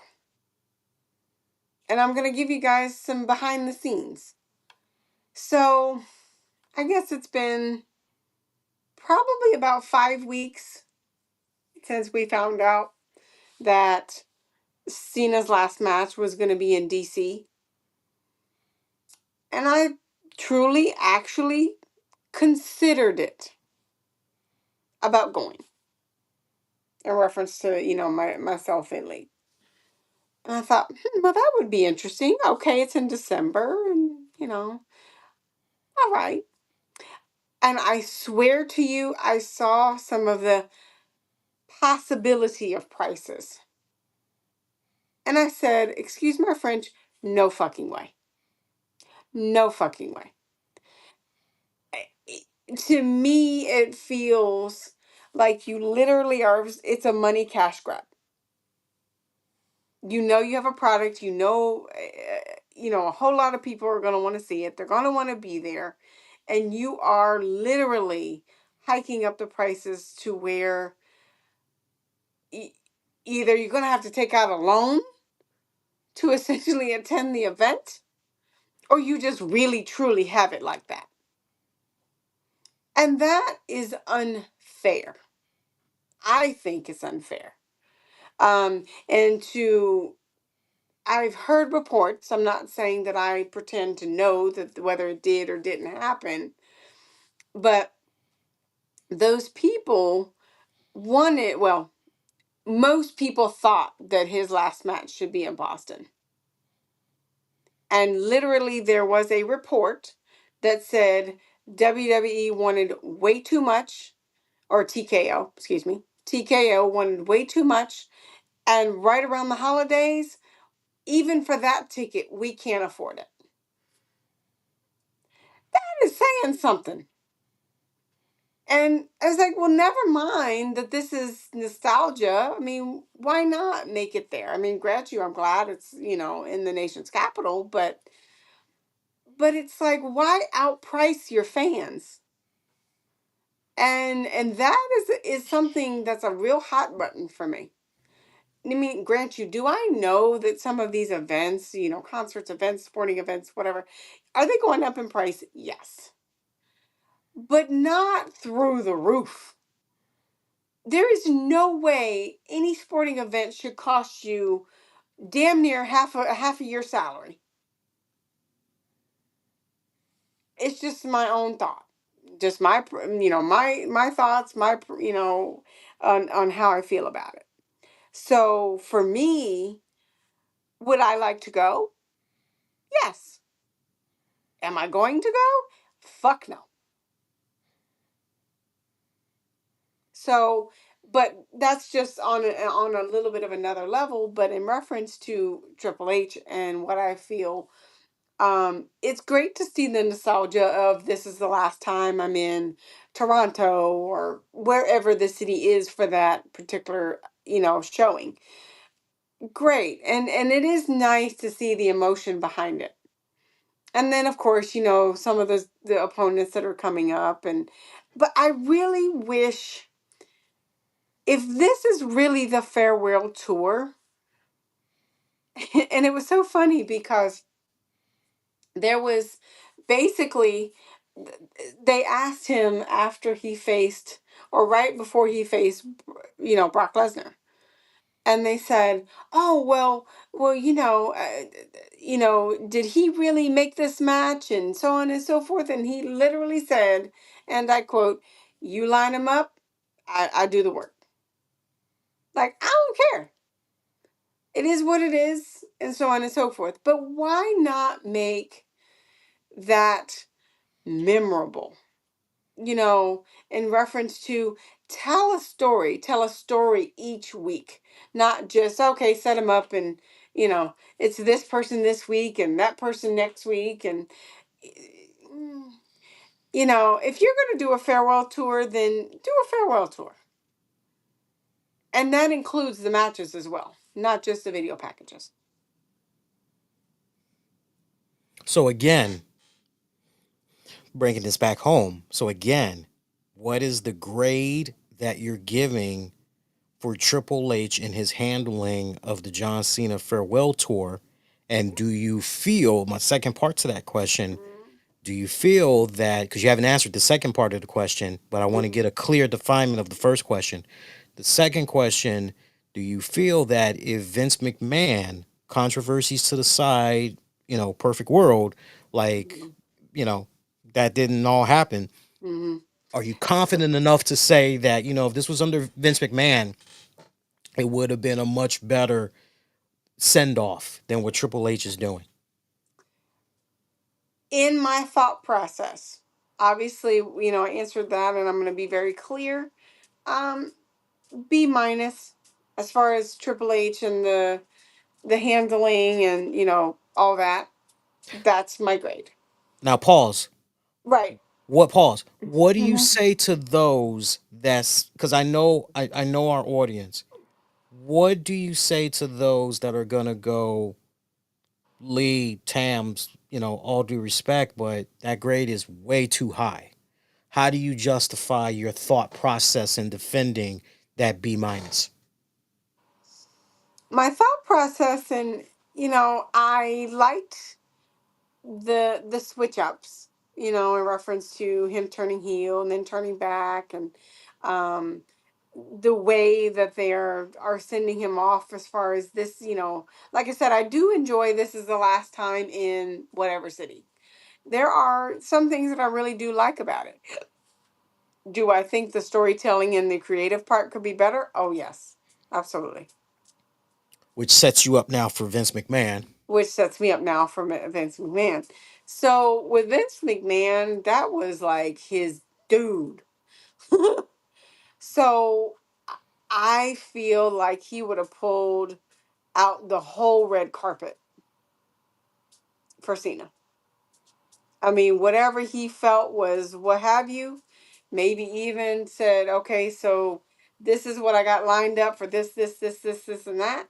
And then, here we go. Let's roll with it. I I really do feel like it would have been better under McMahon. I Eh, really, really do. Interesting. Interesting. Okay. For me, as far as what grade and all that I'm going to give him, well, you guys will just have to tune in for the Monday show to find out. I gotta give an incentive somehow, right? I gotta give an incentive somehow. So I like that. But do tune in because besides all that, I'll also reimagine Cena's final year. I'll There you go. reimagine his yeah. So nice little extra incentive for you. There you But go. that's I wanted to hear your thoughts on that. Okay, interesting. Hmm. Because for me and just for the record, like whatever you like, there was no wrong answer. It was just however you legit have Hmm. felt, and that's how you feel. That's interesting. Hey, you want to talk a little football before we get ready to close it out? How's your Commanders doing? What's the latest word? So Jaden is back. I think they're trying to do something with Debo Samuels. Hmm. Um, in reference to the T word. Which I find interesting. Oh, T And word. Trade. mm-hmm. And then I want to say that McLaurin was questionable because I thought he re-injured Mm, that quad. mm. Yes, he did. Matter of fact, I don't think he's playing today because I went, oh hell. And it was so funny to see them last week. I mean, like McLaurin was doing the damn thing, but he didn't have no quarterback that was going to do something for him. Mm. And it was like, damn, you got all this talent on this field, and you got this. So it'll be interesting to see what they do tonight. Everybody's like, there was so funny. There was a meme on Facebook that was like, "Damn, y'all already giving up on week 8." Ah, So oh, Jaden's like, "I got gas in the tank, so let's go." So we'll see. I really hope they make a better showing. I know it's been really rough with the injuries, and that is definitely not something that I had in on my bingo card at all, especially our major players. Oh my goodness, not something I had on my bingo card. Um, now is it true that tonight they're gonna be wearing their Super Bowl? yes, That should be fun. yeah, that should be fun to see those old colors. I definitely remember that from my childhood. They're on Um, sale now, aren't they? I think for a limited yes, time. yes, You gonna grab yourself a no, jersey or no, you sure? you gonna get it for me? I'll maybe Santa will if you're a good girl. Well, I would like a size McLaurin because I already got Daniels. Oh lordy, lordy, lordy. Yeah, I'm hearing that the team announced that two elevations from the practice squad. I think Burks and I feel like um, I heard that. and Day, they've been added to the Mm, Sunday matchup. okay. Yeah, Interesting. Interesting. You know, what I'm really mad at though is like they're doing a lot of night games this year. You know, Monday night, Sunday night, Monday night. It's Thursday like, night. oh, y'all are killing me. Yeah, A reference to, you want to watch the whole game, but it's like, well, I kind of gotta get up and go to work tomorrow. right. But I mean, I'm gonna support them as long as my eyes will stay open. Unless they just blow everything out of the water, and I'm like, okay, never mind, time Yeah, to go to bed. yeah, like they did with the Chiefs Like that, last yeah, week. Yeah, what was that? exactly, What was that? 28-7. something like that. I I mean, feel like it was 27 to 20, 27 to 7 or something like that. it was bad. It was It just was bad. bad. It It was was bad. absolutely bad. Now, my mom, who is a huge Chiefs fan, mainly she likes Patrick Mahomes, um, but she's a really big Chiefs fan. Was like, nope, the Chiefs are going to win. And I was like, well, I'm not inclined to essentially dispute that due to the fact of their record at the moment. Right, right. But in my heart, I was like, I really hope they win. But yeah, so I guess I'm aware that Ja Morant of the Memphis Grizzlies, he got suspended for one game due to conduct detrimental to the team. It's being Mhm. described after he made some critical comments about the coaching staff following a loss to the Los Angeles Lakers.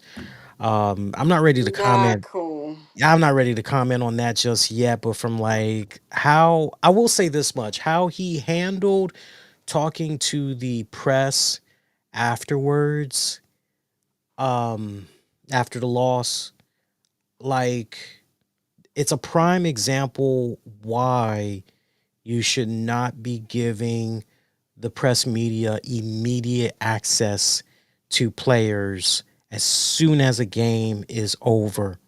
That's True. why Emotions are high.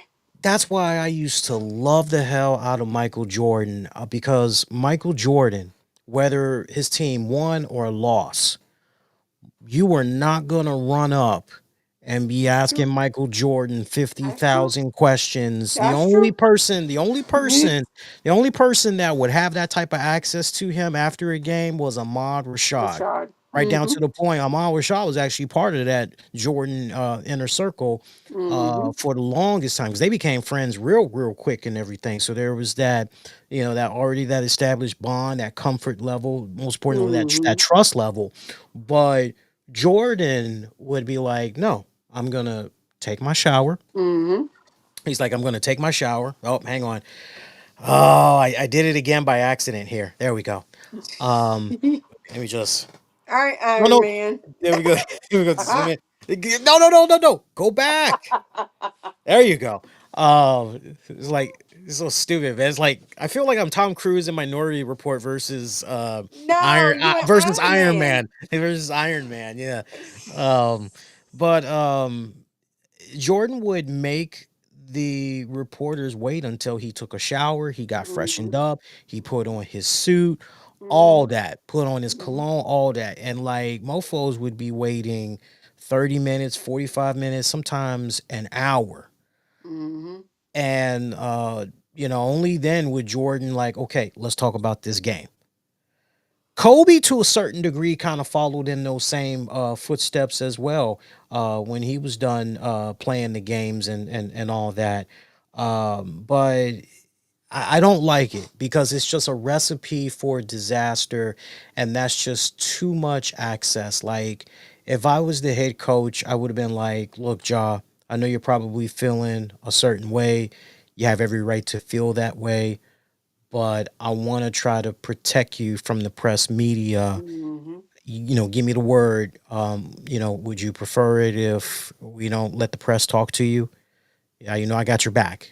I don't care how you feel about me right now, but I got to look out for you Mm-hmm. unless you want to talk to the press." And then at that point, Yep. because he's still a young man, right? And the last thing you want to do is put yourself in a position where you say and conduct yourself where, well, damn, that was just really unprofessional. And seeing how he responded to the press media, hey, what happened there? And he's like, oh, well, you got to go ask the coaching staff. Well, we're kind of asking you about it. He's like, well, no, yeah, I hear you. Like, you should go talk to the coaching staff. And then Mm-hmm. for him to say, well, they basically said, don't play him. Like, dude. Yeah. See, here's the thing is now two things for me. One is I'm sorry, quote unquote, probably don't want to play me. Like, yeah, go ahead. right. So the first thing is number one, as a player, you're gonna have to learn how what you can and can't say in etiquette. That is something that should be absolutely taught in not only your court games, but your etiquette and what you say and how you say it. That's number one. Number two, you find somebody a few, three, four, five, 10, $15,000 because they can't hold their tongue. Well, that might change their tune a bit. But the other thing is talking to them literally right after, you're going to get a different answer than you would if they've essentially taken a few minutes to process it. Yeah. Because they're talking off of emotion, not necessarily reality or um literally, yeah, talking off of emotion and not necessarily reality because they won or lost. Especially if they lost, you're going to get a different version of what you would have gotten, give it 5, 10 minutes to essentially clear your head. But in you getting a hell of a lot of money to essentially keep it under your hat. Keep it, yeah, we did this, no, we didn't. So on and so forth. Okay. Nothing about the coaching staff, because why the hell would you throw your teammates and your coaching staff under the bus? That is an absolute detriment to your team. Mm-hmm. And it makes it all about me versus them. Mm-hmm. And like one of the girls that I work with, I don't work with her as much now, but she always says there's no I in team. That's the truth.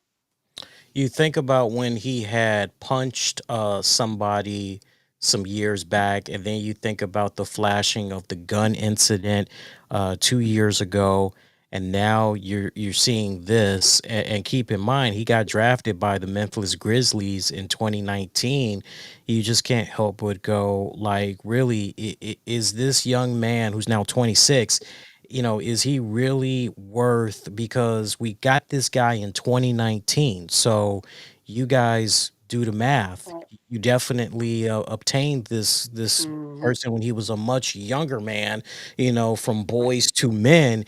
And like, wow, this much Mm-hmm. time has passed and he is still showing this certain level of immaturity, and he Mm-hmm. is getting a shit ton of really good money.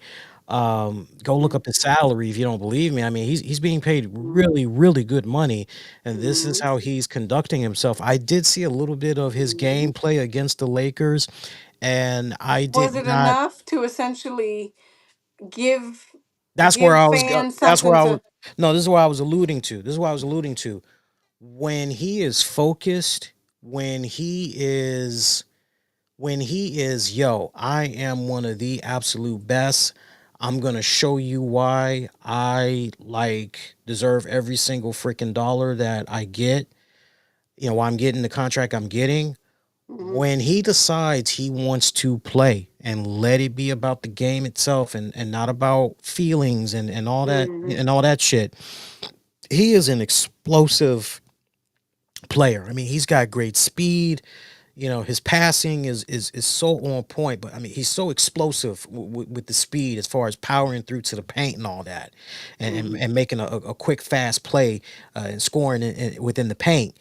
Mm-hmm. But what I saw of him in the Lakers game, it just came off after a while like, fuck it, it's whatever. Yeah, I could go help my man double team on that dude, but yeah, I don't really feel like it. It was just so goddamn nonchalant, the body language that I saw of him playing and everything. And look, if the team is essentially going, if they were kind of like, well, we can't really count on him, because then you know who I hold accountable for that? I hold the coach. Hmm. I hold the head coach accountable, because Absolutely. as the head coach, let me tell you something. If I'm a general manager and I'm seeing that type of behavior coming He's from my out. star player, and Hmm. my head coach is not doing anything, Hmm. okay, that says to me that there is definitely a lack of respect that's kind of going all the way around here. And Hmm. that can very easily latch on to the other players. So I'm going to nip that shit in the bud. Okay. Hmm. Like, if I was the head coach, and it's like, even if I don't have Ja as part of whatever scheme I'm getting ready to draw up and everything, like, if I can tell, because I got eyes and I see Ja's not really in the right headspace, I'm gonna pull Ja Hmm. from off the floor, and Yeah. I'm gonna talk to him privately. I'm gonna be like, "Are you okay? Something I need to know? Like, what's going on with you? Okay, Right. look, just sit down, cool off. Like, Hmm. we'll Hmm. talk more about this later. I'm not gonna make a scene about it. I'm just gonna be like, sit Hmm. down. I'll check in Hmm. with you, and when you're ready to play, you let me know. Like, I'm gonna do it like that. But to see this guy basically during the huddle, not even part of the huddle, he acted like he wasn't even on that team. Like he acted like he was disgusted or whatever. Mm. And then he essentially walked off the floor and went to the locker room. I'm sorry, as a head coach, you're Oh, hell you're no. you're not playing again. Hell no. You're not playing again. I'm going Your to ass the would have I'm been benched for the rest of the game. right. Right. And I believe, y'all can correct me if I'm wrong, I think this might have been towards the end of the game, or whatever, but like, regardless, I don't care if there's a quarter left, if there's a minute left, 30 seconds, like, Mhm. no. Like, it's just wrong. The optics does not look right. So they need to do something with this young man. I Yeah. notice I'm not calling him a kid, even though it would be within my right to say that, because I'm almost 2 times older than he is. But I recognize he's a young man. I know how I was at 26. I was still pretty hot headed, still pretty immature. Thought that the world owed me, not the other way around. I kind of had that type of John Morant personality. But no, there needs to be a meeting of the minds. There needs to be, before that young man plays his next game, there seriously needs to be a behind closed doors meeting between the head coach, the general manager, and the Yes. owner. Yep. Because if Ja Yep. has gotten to a point where he's no longer interested in playing for that team, that's fine. Then they need to do what they need to do to facilitate a deal to get him traded elsewhere. Now, here's the Yes. problem. Here's a caveat to that. This obviously will mean that he is going to have to prove himself Yep. and all that all over again. Hmm. And then it also creates the question of, with all the drama that we just outlined, what team is really going to jump out there and take a Yep. chance on him, because that's a Yep. lot of baggage. Yep. That is a Yep. lot of baggage. Yep. So, and then I know you know about the NBA scandal that's going on. For those of you that organized crime scandal that's going on, when I first heard this, I'm going, Now, remember, you were supposed to tell me a little yeah, more about it. okay, yeah, because like when I first heard this shit, I was thinking, damn, is this like the current season of uh Christopher Maloney and Law and Order, organized Mm, crime? Like, what mm, what what the hell is going on here? So federal prosecutors have indicted current and former NBA players, coaches, and associates in what they describe as a wide-ranging gambling and fraud scheme involving rigged poker games and insider betting on NBA games. Among those named, Chauncey Billups, current uh-uh. current head coach of the Portland Trail Blazers, Terry Rozier, guard for the Miami Heat, and former player slash coach Damon Jones. The schemes allegedly involved using non public or insider information about player injuries or game availability to place bets. Also, operating high stakes, rigged poker games, many tied to organized crime families, cheating victims through technology, for example, manipulated shuffling machines and laundry funds. So the league's integrity under scrutiny right now, no doubt. The NBA has publicly Mhm. said it is taking the matter with utmost seriousness, but the complexity of criminal investigations means the league's internal oversight and cooperation with law enforcement face major tests. And this is definitely sporting integrity. Definitely undermines trust, um, fairness, but the fact that we're talking about organized crime, the fact that we're talking about in 2025, the mafia, Yeah. basically, being involved in this. I mean, when you think about it, Hun, and everybody from sponsors to media to Mhm. fans of the league, this is a high, high risk. Um, and and if the results are to be perceived, what's the right words I'm looking for? Criminal. That and compromised or influenced, the Mhm. NBA as a whole definitely is going to suffer. And Mhm. then you look at the regulatory and the legal implications, especially on sports book betting. Um, Mhm. I mean, I mean, this is so multi-layered. It's not even funny. I mean, obviously, innocent until proven guilty, but you know, we all that live in North America, we know that when the FBI has come knocking on your door, they got something on your ass. Oh yeah. you know, Absolutely. They don't just come do it for the hell of it. right. I mean, Yeah. you in some deep doo doo. Yep. Yep. Be like that scene in Casino. yeah, yeah. So, Yeah, that's not good. And all those that main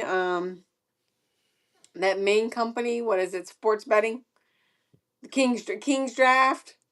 That's what it is. DraftKings. DraftKings, that's what it is. Yeah. And it's just like, oh, yeah, that's Isn't that an oxymoron when you think about it? Because, so wait, it's legal to bet on games through DraftKings and sports whatever, or, some dumb fuck bet on this game.com, hmm but heaven forbid you get insider information hmm or you hmm bring the mafia in to bet on some, hmm like, all of a sudden, that's illegal. It's like, well, wait a hmm minute. Like, but we're doing this, over here, and I'm not trying to justify it or make it y'all, but it's kind of funny, not funny when you really take a step back, and you think about it. But man, just to know that in 2025 the mafia is still strong, I'm just going, Oh, damn. you know it is. I'm like, damn. You know it is. That ain't going nowhere. Um Now, for me, for me, I find it kind of ironic that essentially certain people are getting in trouble for putting the odds back in their favor Hmm. when literally it's a system that's um it's a system that has been produced to make money. I'm gonna say something that's gonna blow a lot of people's heads away, and a lot of you are probably gonna be like, damn, Lee, I didn't know your encyclopedia of a brain was that deep. I didn't know you fucked like that hard in your street knowledge. But yeah, I do. Whoever is the content manager um, for Sammy the Bull Gravano, please reach out to him and be like, yo, we got to talk about what's going on with the NBA scandal. Now, for those of you that do not know about Sammy the Bull was a former mobster who rose to the position of an underboss with the Gambino family out in New York becoming a before ultimately becoming a government witness. And no, I wonder what happened with Tams. That's kind of weird. Anyway, Tams, you there? I am, but I I went to move something around and then it left. Hold on. Oh Okay. crap. Well, I can hear you. We can still hear you, so that's good. Um, he played a major role. Did Sammy the Bull when it came to the prosecution of John Gotti of the Gotti family by agreeing to testify against him. They put him in witness protection and all of that. The Bull admitted to committing like 20 murders and all of that. I mean, they were involved. I mean, he was involved in some deep, and a lot of the killings that he was doing, he was acting on behalf of the Gambino, Gotti family and all that. And he got himself a sweet ass deal because, I mean, he was flipping. I mean, he was snitching like a mofo. And at one point, John Gotti, he was like, "Yo, I want this mother dead." I think he had like, and I could be exaggerating the number, but I think like at one point there was like a $10 million bounty to like have this dude be killed.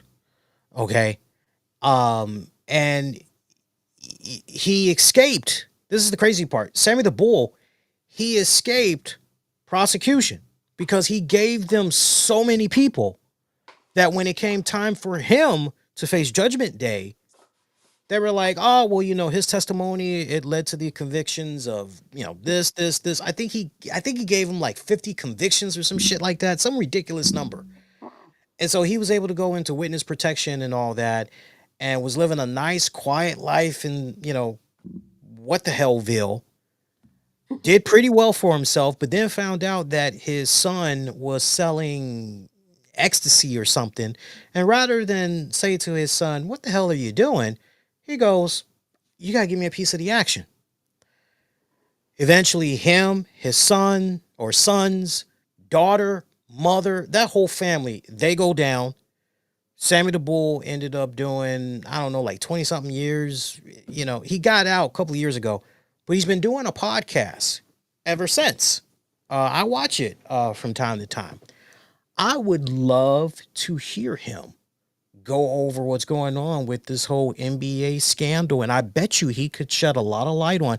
Yeah, Mhm. that's nothing new, believe it or not. It may sound shocking to people, but yeah, we used to bet on the basketball games all the fucking time.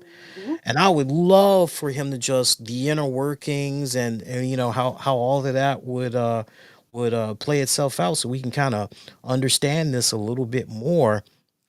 I'm kind of curious for the NBA players involved, especially those that had some type of, how do I say this? I'll just throw it out there. How did you end up being in cahoots with the mafia? Like, did you owe so much money that the mafia was like, "We'll pick up the tab," and then it's like, "You got to do a favor for us since we did you this favor." Like, hey, in your game against the Knicks, you're gonna fake an injury. Like, I'm trying to understand, and that very well could have been the case. That very well could have been the case. But For yo, boxing, they used to call it taking a dive. taking a dive. That thing you feel in the back of your head, that's a thing called pride. Fuck pride.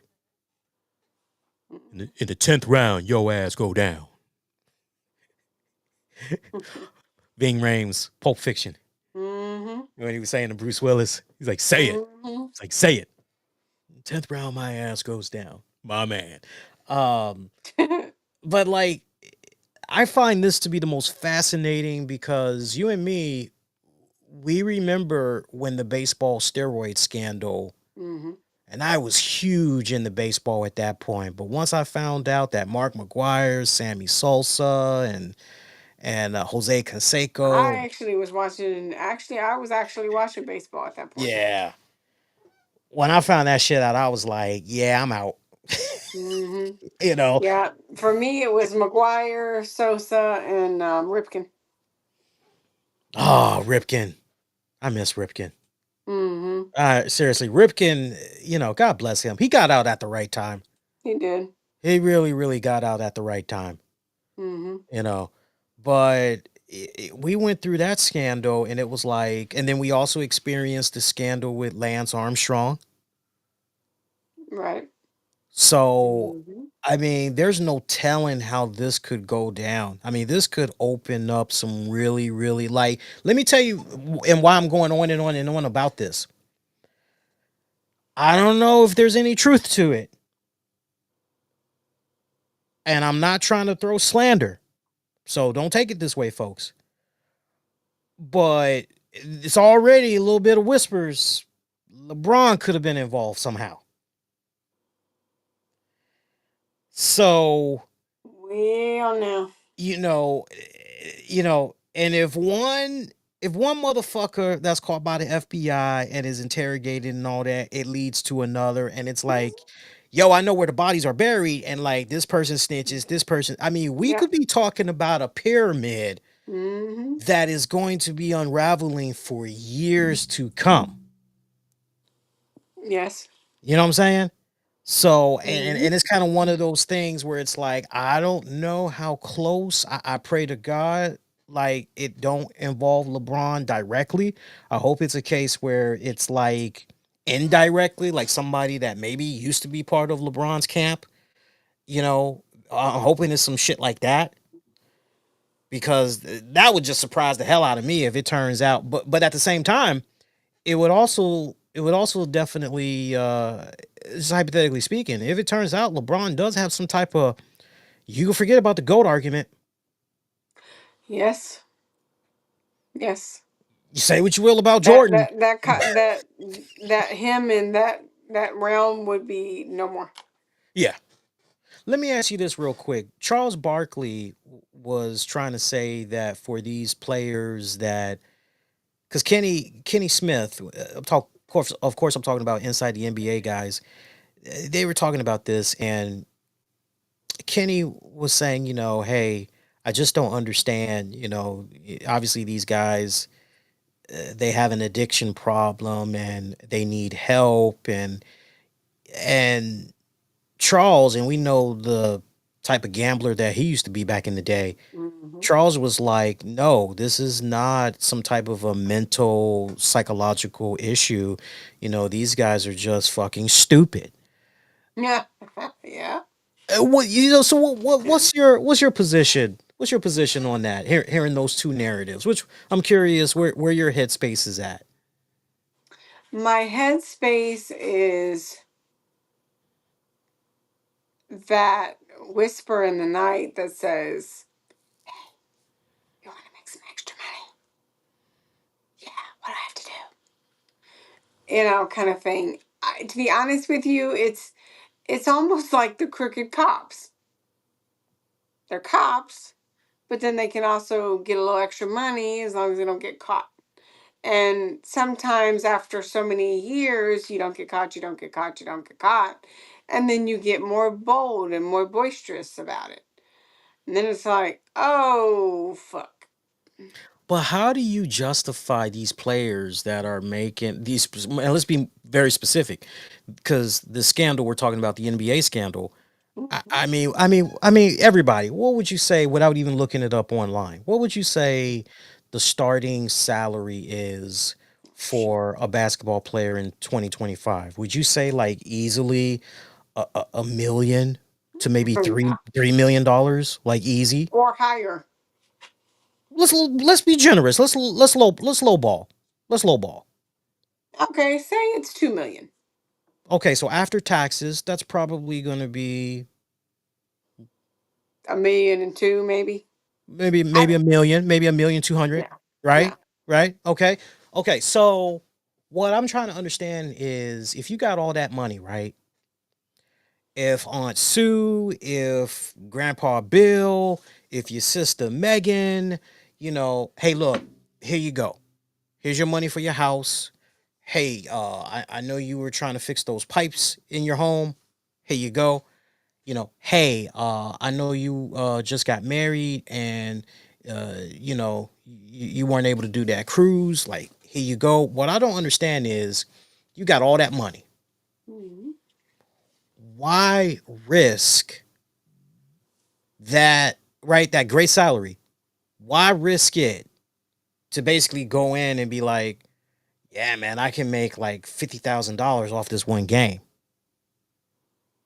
Okay, well, let's be devil's advocate just a little bit, but I'm going to tell you before I say that it's one word and only one word: Mm, greed.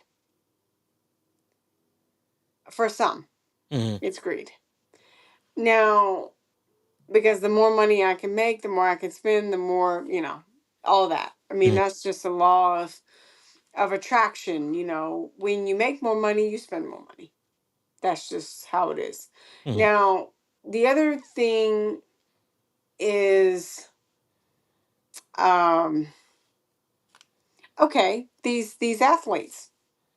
Hell, let's go with Jordan. okay. Jordan was making hella bank when he was in his prime. Yeah. Hella bank. And he had the Nike deal, he had the Hanes deal, he had damn near Space Jam. He had damn near every deal that known to man. If they wanted him, you name the price, and the price looked good. Guess what? He was doing it. But he had hella money. He was freaking the biggest basketball player in the '90s, in the early 2000s.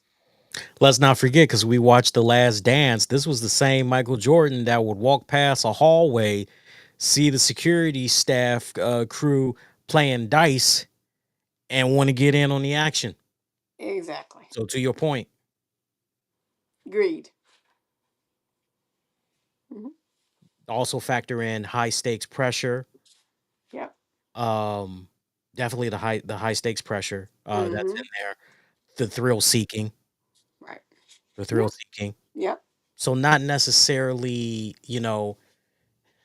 it's not necessarily a chemical imbalance in the brain. It is just one of those. You remember that episode of the Flintstones Yes. where Pit, Barney pit, pit, pit, pit, pit, pit. That one. Yeah. Yeah, so there's this episode of the Flintstones. You guys got to check it out. Fred. Wilma tells Betty Oh. the story about how Fred used to gamble, and that basically whenever the word bet was thrown out there, what Tams just did it, Fred would get into this rage and he'd be like, bet, bet, bet, bet, bet, bet, bet, bet, bet, bet, bet, bet, bet, bet, bet, uh and apparently Fred relapsed. I forgot the circumstances, but I remember Barney was like, hey Fred, we should be going home soon. Wives are gonna be cooking up a good meal. And Fred was playing marbles with Arnold, the newspaper boy or whatever, and he basically lost like the television, furniture, all of that. Yeah, the television was first. The whole Yeah, house, the yeah, rest of the house furniture, yeah. and yeah, yeah. And then somehow I think Fred ended up playing with Barney, and Barney was like, "I'll take that bet," and Fred just kirked the fuck out. Like, "Bet, bet, bet, bet, bet, bet." Yep. That's the episode. Oh my god! So I don't know, but this is definitely going to be a continuing story because there's a lot of twists and turns that's in this. There's definitely a lot more that because I mean, where do you go with this? Because I mean, you can also look at it from an access to insider info, Hmm. bad influences, pressure, complacency, ego, Right. definitely underlying issues. As I mean, it's so multi-layered, but I definitely feel the worst has yet to come with what we're hearing about this Oh, stuff. this is just the beginning. They're Yeah, still they're still looking at everything. yeah, There's not, there's so much other information that they probably haven't even unraveled yet. yeah, yeah. Hey, before we get ready to dip out of here, definitely I want to give a shout out to my brothers and sisters in the podcasting world. I am seeing on social media that, and Tams will get a kick out of this. Yeah, yo, apparently StreamYard has jacked up their prices yet again. And if you already were like, money's a little bit tight, now you're really going, okay, I really need to find some other alternatives for my streaming platform needs. Not a cheap plug or anything. I just something that was in the back of my head, and as I was actually getting ready to give a shout out to our sponsors, it just clicked in my head that, because honestly, I've been playing around behind the scenes, looking at a couple of different streaming options, and because I wanted a little bit more bang for the buck. um, I keep getting these emails. Oh man, I did it again. God damn it. I keep getting these emails from these people that are like, hey, we can take your podcast and we can make clips and we can do and I just email them one thing. I just say fuck off. That's all I say. I say fuck off. And I never hear, like, I tried being nice. I said no, no, thank you. I'm not interested. And then I would get, oh, is there a particular reason why you're not interested? And they're going through the whole rebuttal. I could tell they're reading a script, right? I could tell they're reading a little rebuttal script and all that. But look into Riverside. They really have been coming along. Look into those guys.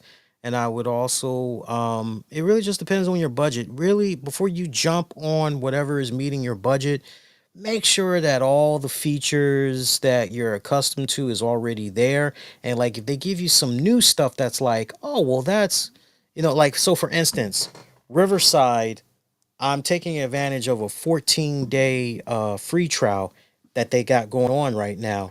And what's really cool about this free trial is I'm able to actually make clips from our shows now. Like, they got this really cool AI assistant that automatically does it. So gone are the days where I upload a clip in Adobe Premiere and it's like, okay, what segment was that again? I think I want to go around the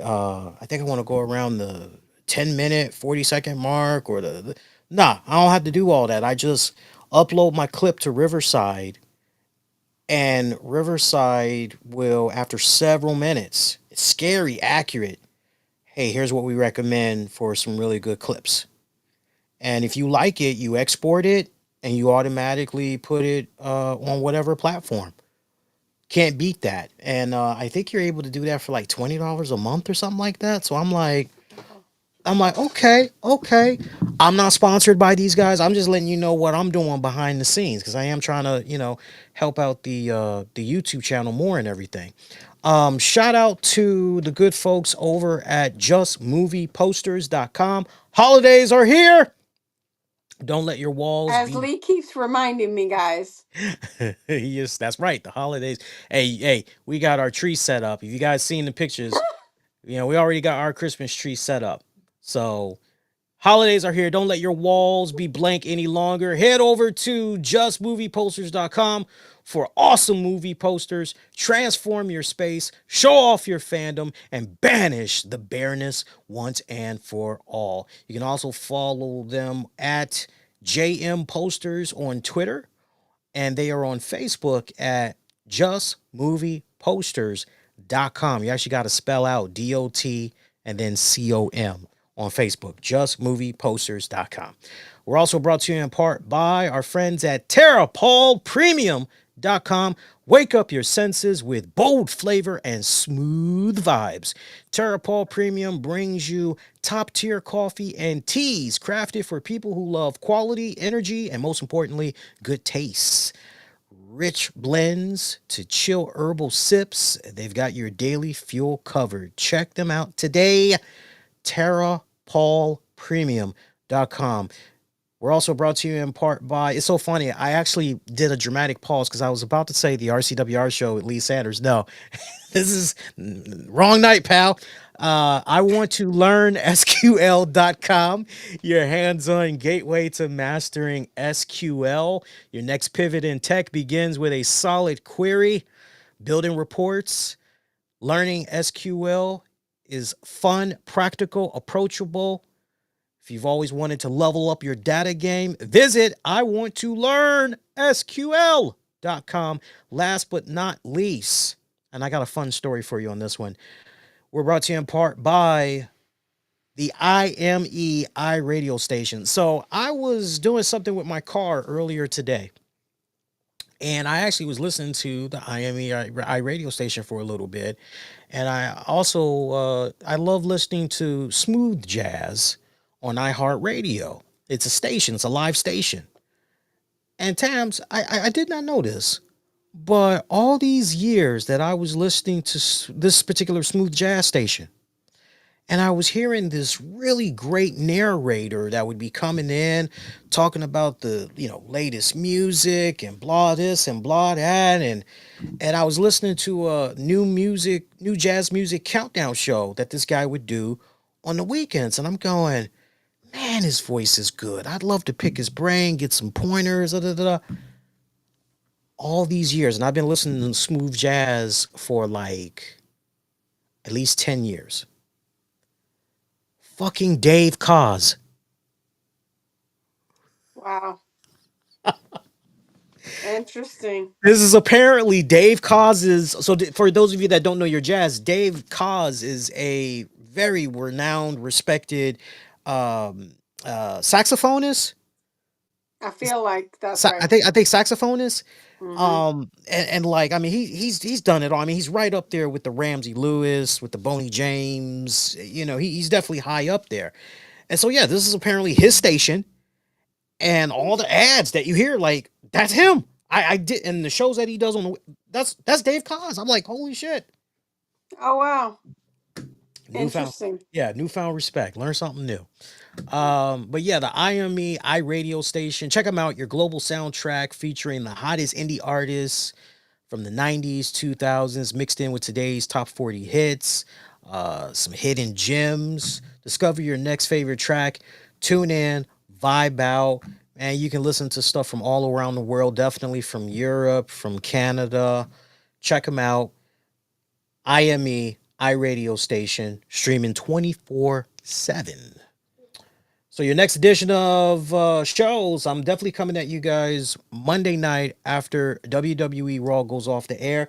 Let me just make sure they're not doing anything weird, because I know sometimes they like to come on at weird times.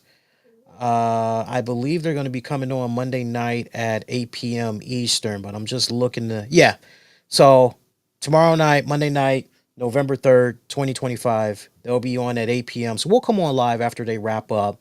Meantime, be kind, rewind, check out previous episodes you might have missed on demand and on the downloads, wherever you get your podcasts. Just search the RCWR show.